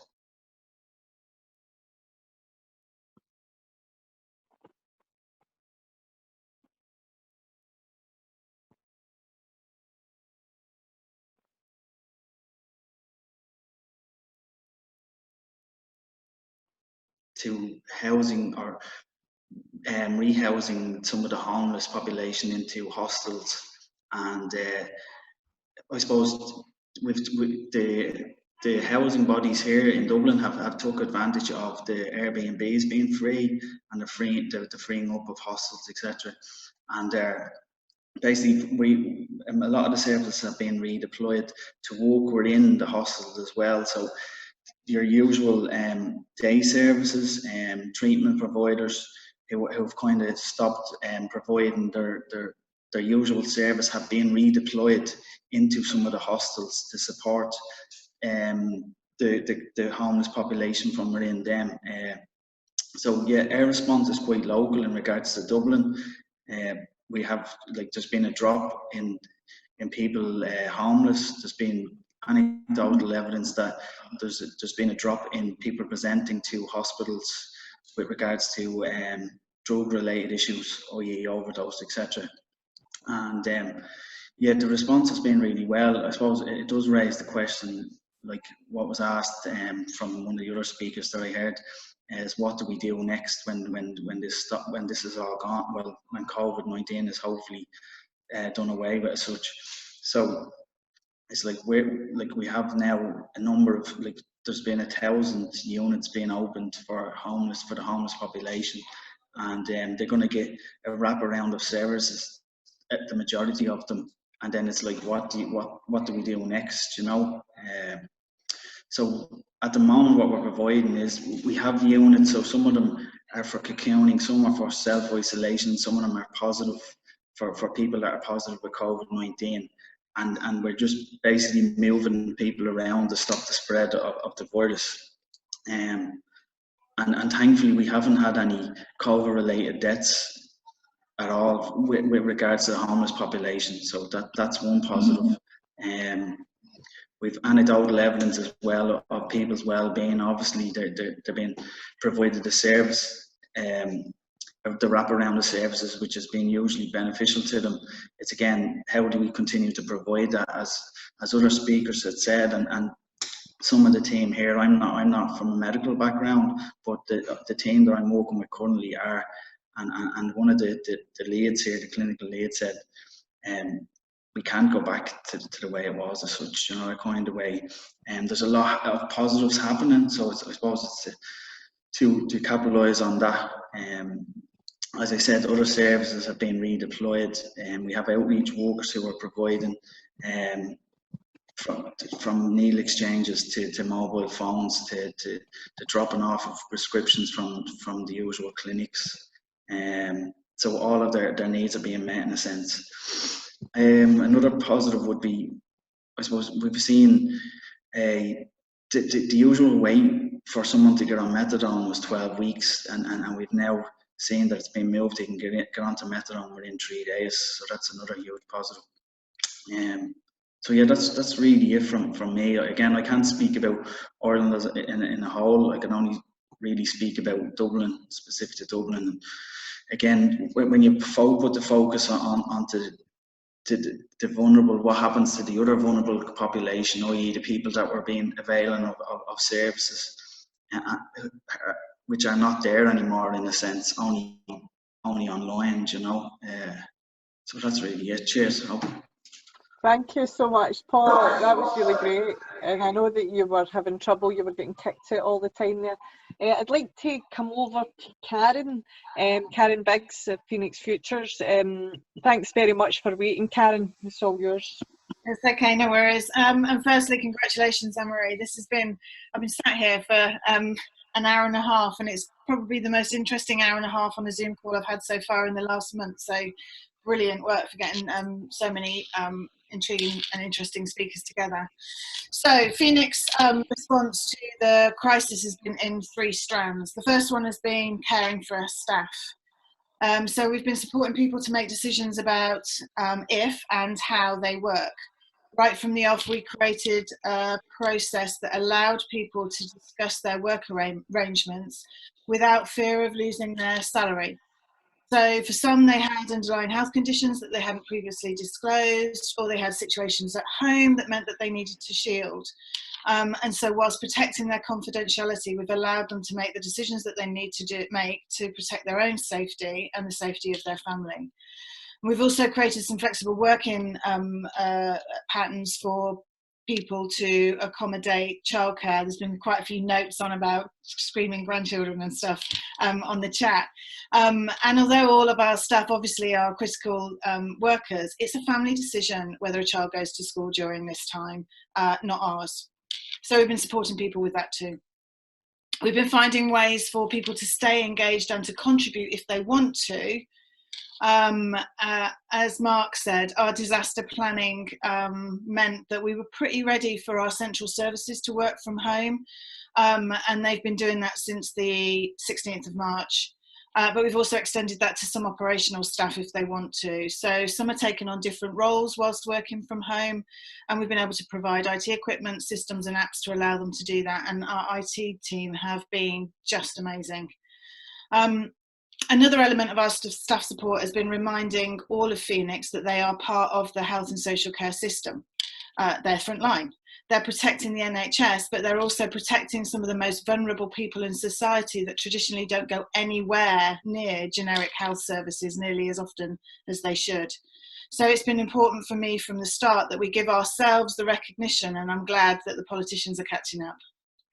And finally, we've worked really hard to get PPE. Spent a lot of money and a lot of time getting it, but we're confident now that we've got enough PPE for staff to last until sort of mid-summer. And we've identified supply route for more of that should we need it. It's vital that we're able to protect staff to allow us to continue to deliver those services. So the focus of that first strand has been to care for our staff, because without them, we're nothing. The second strand has been to maintain our service delivery as near to normal as we can and to upscale support where we need to. So many of you know, Phoenix provides psychosocial support in a variety of settings across England and Scotland. We work in prison, we work in the community, and we've got 4 rehabs across the UK with a little bit of housing provision as well.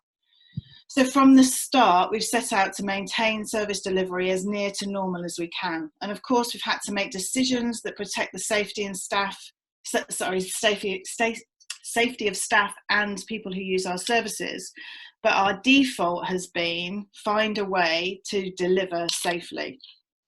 The health crisis has layered vulnerability on an already vulnerable group. It's isolated people who are already isolated. It's threatened to erode that connectivity and support that we've all worked so hard to create and keep people safe in the most desperate of circumstances.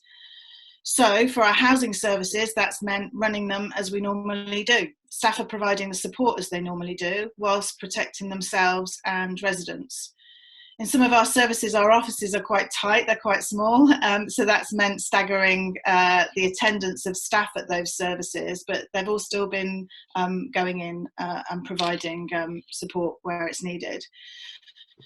We're also trying to support our housing tenants to keep as busy as they can and maintain their focus on their recovery. A really key part of living in our recovery houses are all of those commitments and those external activities that people do, and obviously that's stopped, and there's a real risk there to their recovery. So we've been working hard at trying to find ways to keep people busy and active and contributing to the wider organisation. We have a housing service in London for people who are in active drug use. That is rightly full to the gunnels, and we are protecting service delivery in that service. We've redeployed staff to work in it to make sure that it's really well staffed and really well resourced. And we've made some adaptations really quickly to service delivery. If you follow us on Twitter or Instagram, you'll have seen they changed, they emptied out a big storeroom. It shouldn't have had all that stuff in it, frankly. A big storeroom to create a brilliant, funky second lounge for people so that they can stay connected in that service. Work in prisons hasn't stopped either. So in those services, in those prison services where we're allowed to attend, and in some prisons we've been asked not to go in, but in some prisons where their prison is on lockdown, we've been able to provide support however we can. So sometimes through the door, sometimes through the internal post, or through internal messaging systems if the prisons have got them. And where we aren't in lockdown, we're continuing to provide face-to-face support, obviously safely and abiding by social distancing measures. And we're supporting early release where that's happening. Some of the joint working that people have been talking about has been really, really good and has helped us to start to address things that, as we've said before, has been said before on the call, should have been being addressed anyway. But an example of that in Scotland is that there are a group of rehab providers working with the Scottish Prison Service to support pathways out of prison for people who are on early release or on just normal release as well. So in our community services, in some services we've been taking the strain from our NHS colleagues who have been pulled over into other services. We're working really closely with our partners in all of those community services. Most of them are still open and are still providing face-to-face support. But we've also got a virtual package of support for people too, telephone calls, online resources, giving people things that they can do at home to protect their well-being. So finally, onto our residential services. It is business as usual in far from usual circumstances. They're all open and they will remain open. It's unconscionable to me that we would close our residential services. And we are also taking admissions. We've created isolation rooms for people who are symptomatic. We've kitted out those rooms with TVs and with iPads. They've got buddies on call 24/7. They've also got access to our online social club. If you don't know what that is, follow us on Facebook. There are measures in place to support people in isolation. So we've categorised people in our rehabs into 5 different groups. Obviously, we've got people who are in isolation. When I say obviously, we have people who are in isolation because they have been symptomatic. We've got people in isolation because they've been sharing a room with people that are symptomatic.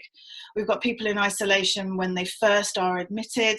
And we're also creating some other measures for people who need shielding, because nearly 30% of our residents in some of our services are in that high risk group and need shielding. We've got plans in place if staff numbers reduce, and if they reduce moderately, and then if they reduce by really high numbers, we're confident the work. And we've implemented a new daily routine in all of the services. So people in our rehabs are cleaning like the rest of us are. And we've also created some time for reflecting on the situation that we're all in, while still maintaining a focus on their treatment. So what does that mean? Increased groups and smaller groups to allow for social distancing. Creating more opportunities for people to connect with family, so FaceTime and additional calls. Loads of more health and wellbeing initiatives. All the rehabs are doing their own fun things. Again, have a look on social media for some of the examples of that. There's a lot of animals involved in some of that activity. I don't know why. And then we've been planting stuff within an inch of our lives. We've always grown produce in our rehabs, and we've upscaled that to protect the houses from any shortages that we may experience in the future. And if that doesn't happen and we've got a glut of potatoes, which we might have, then we'll be sharing that with people who are in our other services, but then also local charities and food banks. And the residents have been involved in the planning of this right from the start, and obviously that's in line with our therapeutic community ethos. They've been working together as a community to get through this and ensure that the most vulnerable have access to support and to a safe environment, as many of us on the call have been focusing on. Then the final strand has been to attempt to do what we can do to provide some sector leadership. So there's been loads of cross-sector work happening, and I'm hopeful that that will continue.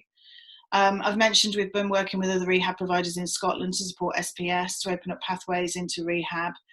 Mark didn't mention it, but CGL are leading an initiative down in London to support the London hotels, and we're all working across NHS and third sector providers in London to provide that support to the London hotels. As a sector, we're used to being silent about what we do. And I think we're continuing to be silent, because we know that this crisis and the newfound compassion for our neighbours probably hasn't reached the people that use our services yet. I'm concerned that the scaling back of services now doesn't become the norm later. The most vulnerable shouldn't be taking the greatest burden, but while they are, I'll continue to speak out against it. And we're used to falling on the wrong side of decisions about how to use scarce resources, and where that's happening, I'm challenging that. And if there's anything we learn from this crisis, I hope it is that of our social thinking about who we should help in our society and what we should value. And then just finally, if I've got a few more minutes, we haven't been asked to do this, but I wanted to say what has been the hardest thing for me so far personally. We've talked about the impact of this on our staff, and as ever, I'm really interested in Rich's perspective on this. But many of the staff that I've been talking to over the last month have talked about and emailed me about feeling like they're not doing enough. So that's whether it's support staff, directors, my PA, senior managers and practitioners. They've all had a sense of no matter how much they're doing, it isn't enough. And I think that's a problem. We're all working really hard, but we don't know what enough is, and enough to do what. So we know what we need to do to stop the virus from spreading. But how do we do that and ensure that people who use our services aren't the unintended casualties of those measures? Bluntly, in stopping the virus, how do we ensure we don't increase the likelihood of people dying from an overdose or suicide? One of our values at Phoenix is we believe in being the best. And that means we don't want to be the biggest, but it means giving the very best of ourselves to achieve our purpose. And because we're relatively small, it means we can and sometimes have to all muck in when the chips are down. In what's one of those phoenix things that some people who come from larger organisations think is a bit weird, but it's part of who we are and it works for us. And the hardest thing for me personally so far has been not being able to do that, not being able to get on a train and go to a rehab and give the residential manager a big hug, real or metaphorical, for being bloody amazing, or for finding people to help plant those seed potatoes or kit out the isolation rooms to look after people's health and well-being, or to gather in our office kitchen and eat cake and support each other, the staff living on their own, the people who've lost loved ones to the virus already, or people who have health conditions that make them feel really vulnerable. And whilst we're small and geographically very dispersed, I've realised that physically, normally, we're very connected, and I'm having to find ways to support and to lead at a distance. And that's been hard. And it does mean, like everyone, I feel like I'm not doing enough, whatever enough is. Thank you. Oh, Karen, that was absolutely phenomenal. I'm nearly crying here, you. Bloody hell, might bring a tear to your glass eye. So you would, yeah, that was really interesting, in particular what you were saying about the 5 categories, because I've been racking my brains there, saying, if I was running a rehab, how would I, and that is so useful. I don't know if you've got that guidance out there for anybody yet, but if not, get it written up and get it out there, and we'll help disseminate it. And you also mentioned, again, a fear I think that a lot of us have had about, the scaling back, potentially the scaling back, because we're seeing, even from what we've discussed today, you could see where they could easily pull money out. Like the Simon community, they're doing the 5, the scripts, taking care of the scripts, and you can see how some organisations, really stepped up, and it's just the scaling back is that's a fear that I've sort of had growing as well. Rossana Oconner was with us there for a while, but she must have got sick of waiting to talk. I think she's gone. Are you there, Rossana? No, she's like the head honcho, isn't she? So I've probably pissed her off.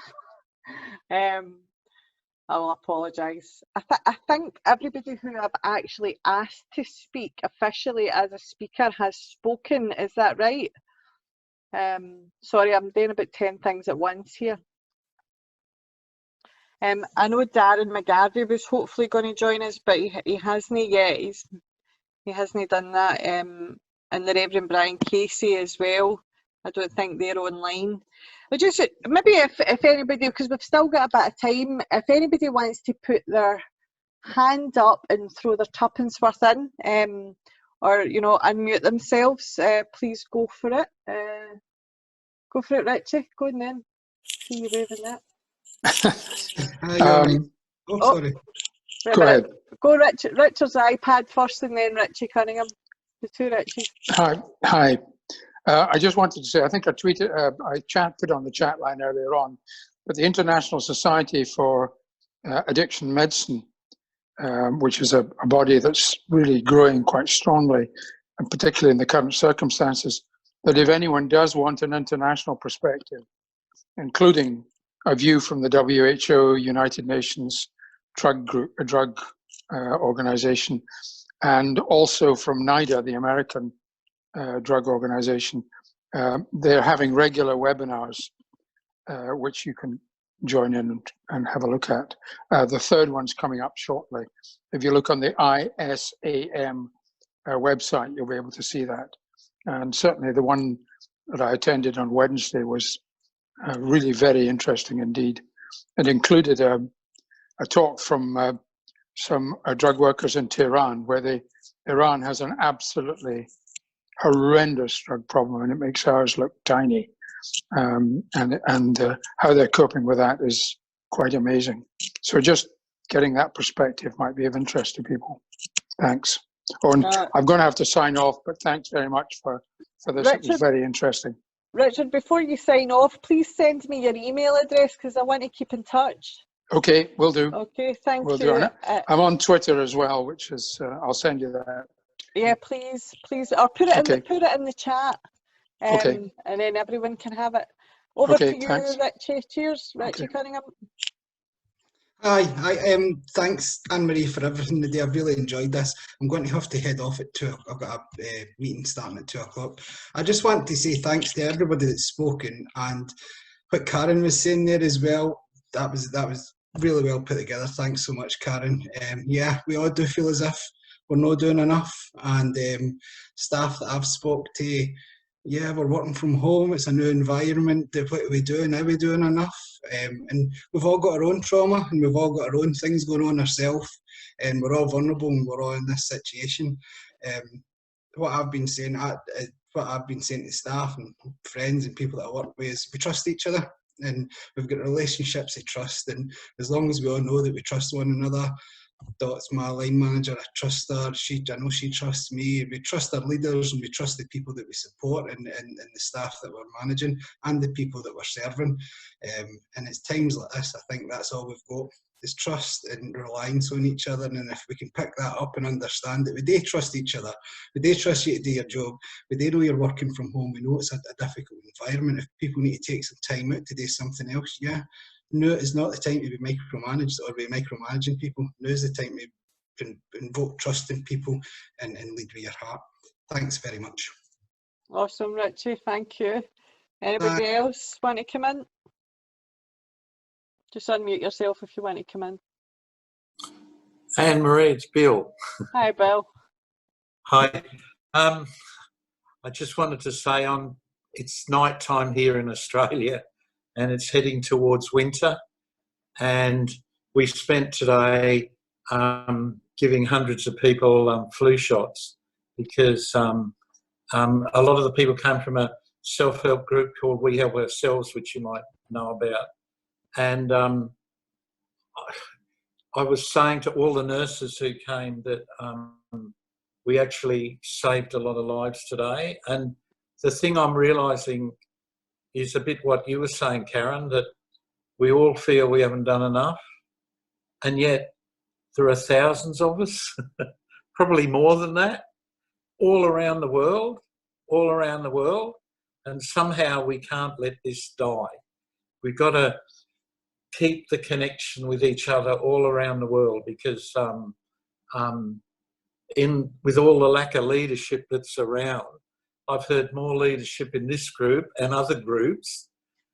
I just, you know, we could change the whole bloody world. Trouble is, you know, I just wanted to say, I'm getting all, but I'm really honoured to just have sat in and listened and shared, because you guys are so special, and you look around and you find there are special people everywhere.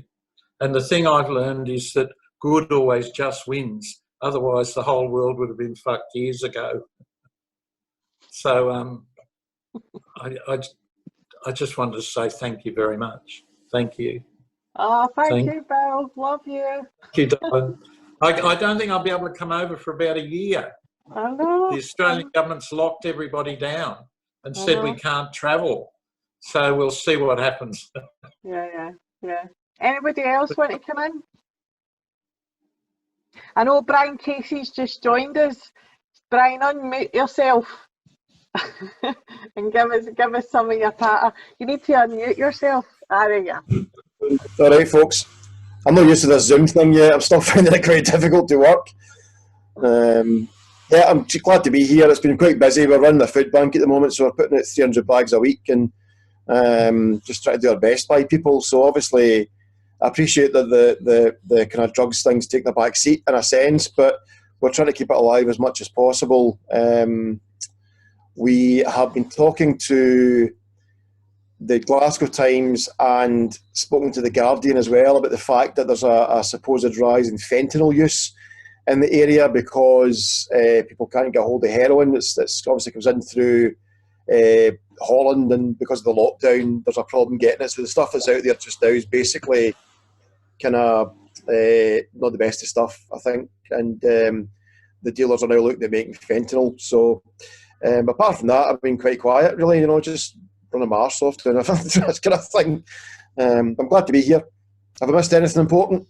No, not at all, Brian, not at all. Good. Love you. Keep going, keep doing what you're doing. Oh, don't worry, we'll try our best. Thanks. Annemarie, is it possible I could ask a question? Certainly, yeah, go for it. I saw the thing in The Guardian, and a few people have been talking about fentanyl, and obviously that would be a complete disaster. It's all been very, very rumoury just now, and the Daily Record didn't want to start writing about fentanyl without somebody testing. Yeah.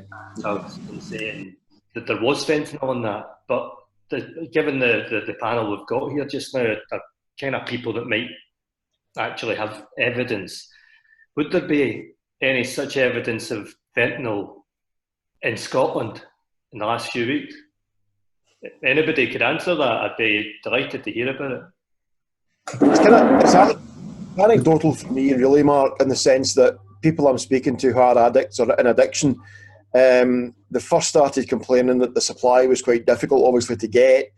Then they're kind of pumping stuff out there that's cut with God knows what to try and make it go a bit further, kind of thing. And they're telling me that. But obviously, these aren't people I could really pass on to journalists because they're very vulnerable people and I've got a pastoral seal to consider. But if I can get anyone that is willing to speak, believe me, you'll be the first person I phone, because I felt that given the new heroin-assisted treatment and the kind of what we were working on together, we would maybe kind of bypass the fentanyl. We wouldn't have the same problem as America. But if it's going to hit the streets, this is the best time, obviously, for it to do it. Something I spoke to, who did I speak to about it? I can't remember if I spoke about it now, but a lot of addicts aren't getting anything just now, really. They're finding it quite difficult, particularly heroin, people in heroin addiction. So I wrote to Nicola Sturgeon basically saying we should really have an amnesty here and say, look, if you're on heroin just now, we appreciate it's difficult to get it. We'll put you on the HAT treatment at the moment until this is over and, you know, obviously things return to normal. I know it's a bit out there, I suppose, but it's either that or beds are going to get taken up the NHS, or they're going to be deaths, so we're going to have to deal with grieving families, losing people. So unusually, I haven't heard back from her. They usually do right back quite quickly. I chased Bob Doris up about it the other day, but I haven't heard anything back from Bob because he's up to his neck in it as well. So I might actually speak to Monica. I know Monica is doing something else for me. I might speak to her about it as well and see if we can get it pushed from the opposition side as well, because people are suffering. There are people out there jangling because the quality of what they're getting is not the same as they're used to, and this is why they're telling me that their dealers are basically saying, yeah, wait a couple of weeks, we'll get fentanyl on the go, kind of thing. Thanks, Brian. Martin Brightbrad, do you want to come in? And then Peter Crine as well. Martin, go for it. Yeah, there's an interesting email. I don't know if people have seen it from Jason Q about the issue about the increase in price, certainly in England, of heroin, going back to your point, Brian. And therefore, one would assume that drugs like fentanyl will find their way into the market. But I can't say we've seen, at the moment, mass evidence of that. The other thing I wanted to raise was actually people are really struggling in terms of drug and alcohol issues. It was an issue raised by sex workers saying, well, obviously their industry is not doing so well. And actually other people who would benefit by the nighttime economy who are service users. So there's a lot, it's sort of a double pressure. So you've got a lot of our service users who've got no money to buy drugs or alcohol, which is causing a problem in the opposite direction. But I think the Jason Q email about price is interesting, because if price goes up and people haven't got money, then you're looking at other substitutes coming in, I think. So we need to be really careful on it.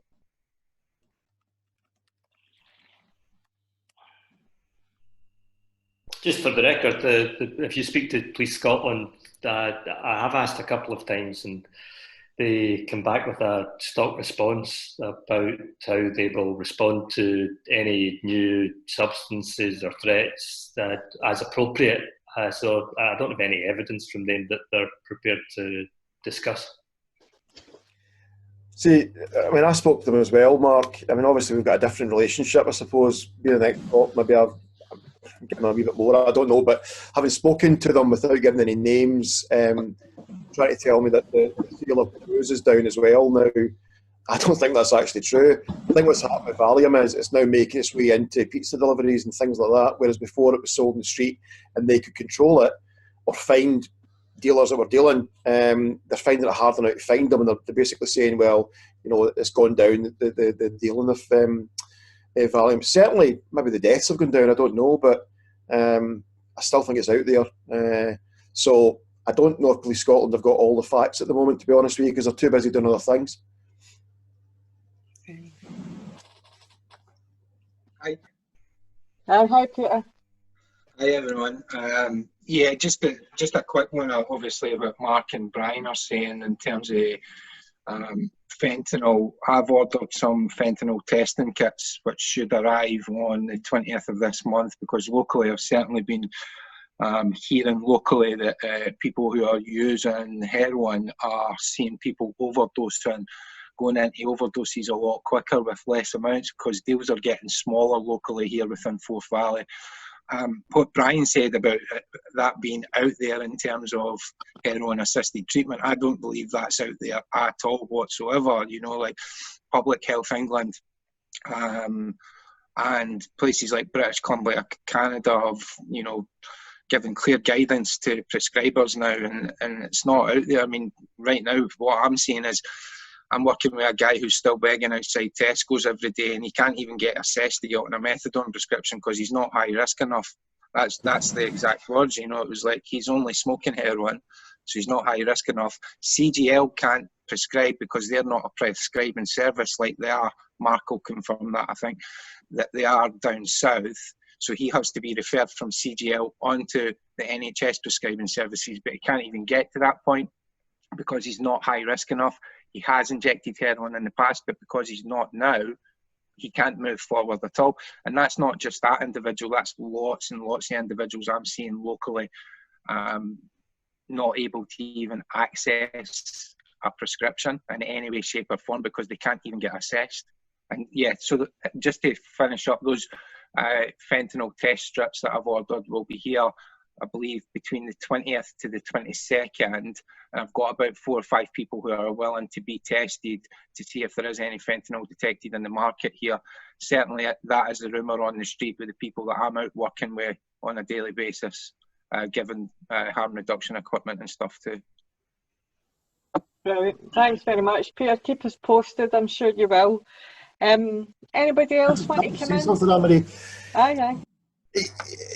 There was a guy, you know, this is slightly anecdotal, and I've got to be careful here because I did the guy's funeral, so I've got a kind of a pastoral bond with the family, but there was a suggestion to the family, although it was never ever made public, that the Valium he took was actually cut with fentanyl.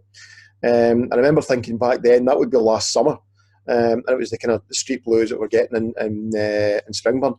So it'd be interesting as well, though, Peter, to see even the kind of recreational drugs, if you like, just how many of them are cut with stuff like that as well, you know. I'd be quite interested to see that. If we can get that as well, you know.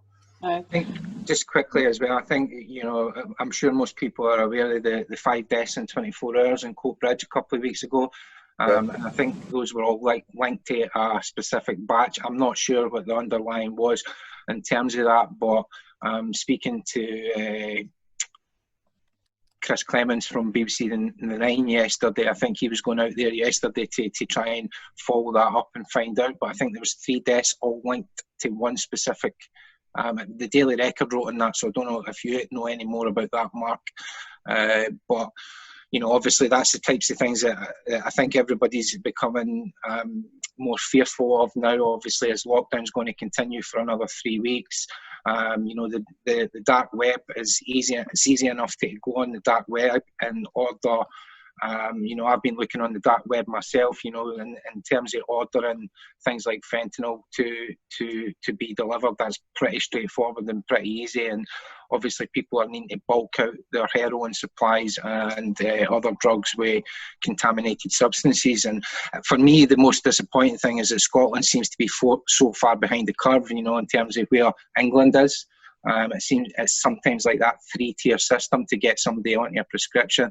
You know, they contact your GP, their GP refers them to the commission service. The commission service doesn't prescribe, so they need to assess and refer on to the NHS prescribers. You know, and it's such a drawn-out process to get somebody to a prescription. And right now, if they're not high, I was actually specifically told by people locally to where I am, if people aren't injecting and they're not pregnant, they're not even getting assessed. We're not taking on new patients, which is so concerning, because people will get, their using will get more riskier as they continue the drugs continue to get less, the deals get smaller, people will use in other ways. So do we really need to wait till people are really closer to dying before we'll help them? Yeah. Thanks, Peter. I know just from, again, it's anecdotal, but we are hearing of a lot more deaths than what we normally hear about overdose deaths. So what we've been chatting about as a recovery community has been along the lines of, you know, as the illicit supply dries up, the likes of the stuff that's cooked up here at home, especially in Scotland, the benzos are just going to become more attractive, as you know, maybe even to users that wouldn't normally use them, like hash smokers. So I'll just leave it like that. Mark, do you want to come in, Mark Moody? I was just saying that as far as the fentanyl thing goes, we've heard anecdotal stuff across England where we more of a footprint for the clinical thing. Not really seen it pitching up, but the bathtub benzos you're talking about, Annemarie, which don't make much of an appearance in a lot of England time, they are starting to come along, and if people change their drug using behaviour in that way, we can see that the danger's right there. And just specifically on fentanyl, my medical director, Prun, did a big piece of research on the whole thing and appropriate responses to what he was calling outbreaks of fentanyl use. So if there's any information anyone wants from us about that, I'm more than happy for you to share my details, Annemarie, and I'll get Prun onto them. Yeah, that was a brilliant piece of guidance that CGL done last year. It's on the web. You just type in CGL fentanyl, you'll get Prun's report. It's superb. Yeah. Good. I mean, I think what I found really frustrating at your Scottish Drug Conference was the domination of the NHS effectively taking over the whole conversation about drug deaths. And it's very clear when I'm looking at England and Wales, we run it very differently, but third sector are very, very much involved in ensuring that rapid prescribing takes place.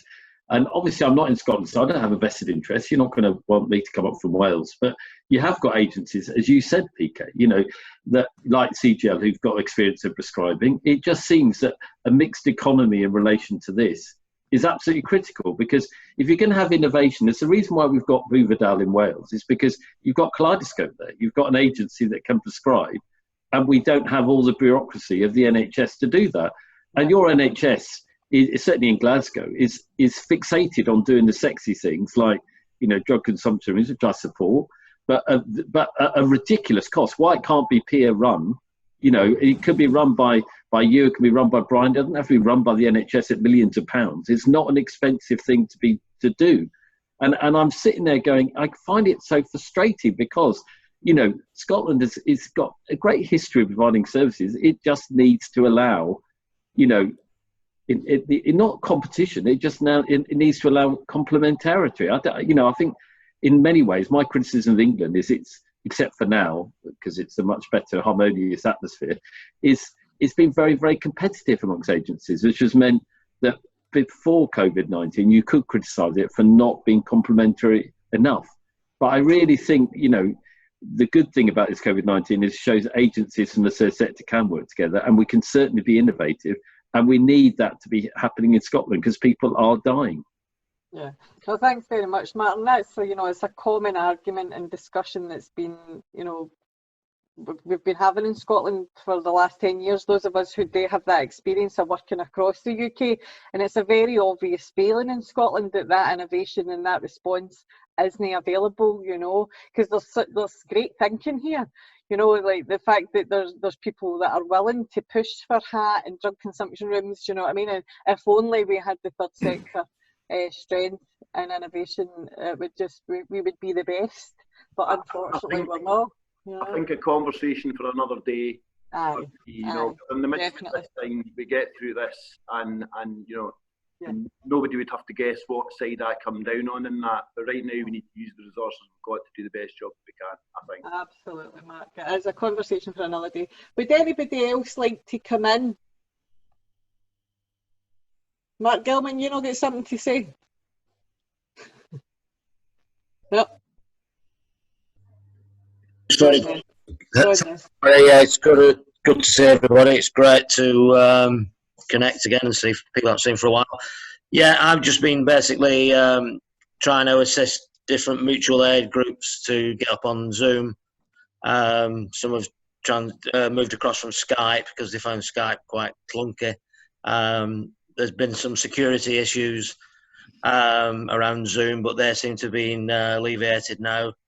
So we had a problem with Zoom bombing, which I know wasn't exclusive to our sector, but there's a new security function now. But I've just put in the chat, if anybody, obviously local groups, a lot of the bigger groups are all already set up, but any local groups who are struggling, I'm more than happy to just spend half an hour or so showing them how it works. Obviously, all the anonymity preserved and everything, but I've put my email on the chat, so that's what's been consuming me during lockdown. So it's that's about it up to now. So it's good to see everybody. Thank you. I look forward to it as well. Fantastic. Yeah, thanks very much, Mark. Well, if that's all it's just left for me to thank everybody. And just to let you know that Favour UK have also been focusing on, our main focus has been helping the recovery community get online and get people who are seeking recovery, getting them access to digital ways to communicate. Obviously, want to thank everybody for taking part today. It's been really, really useful. I'm sure it's been useful for everybody. Please feel free to contact each other and to take the conversation from the chat, take it elsewhere as well, let other people know about it. There's some vital information in there. We'll do our best. We'll release this as well, so as people get the opportunity to hear what our leadership is talking about. So again, massive thanks. Please put in Friday the 29th of May in your diary, and maybe we'll be talking about, you know, exit strategies and how, you know, what learning we're going to take from this. And, you know, I don't know what we'll be talking about, but please put that in your diary, and we'll have a theme by the time it comes round. Hopefully it will be, you know, the lessons that we've learned from this. Again, I just thank you so much, everybody. It's been a phenomenal wee event, and I want to close with a serenity prayer, but I know that some of you are not inclined that way, so I'll just do that myself. But thank you, everybody. Please feel free to get in touch and just contact each other, especially the journalists. Thank you for keeping everything highlighted. Would you mind if after you learn the serenity prayer, Annemarie, would you mind if I did a benediction? Aye, please do what you like, Brian. All that good stuff. Don't say that. I'll strip off and run around the office. Brilliant. Thank you so much, everybody. Bye. The blessing of Lord God Almighty, the Father, the Son, and the Holy Spirit be with you all as we go forward into this week. Many blessings. Thanks very much. God bless. Thanks, Brian. See you later, guys. Cheerio. Thanks for that. Top class. Well done, Annemarie. Fantastic, Annemarie. Well done. Thanks, everybody. God bless everybody. See you soon. Brilliant. Thank you. Bye. Thanks, Dot. Thanks, everybody. Hi, Joe. You're still on mute, Joe. Can't hear you. You're still on mute. Hold on. There you go. That should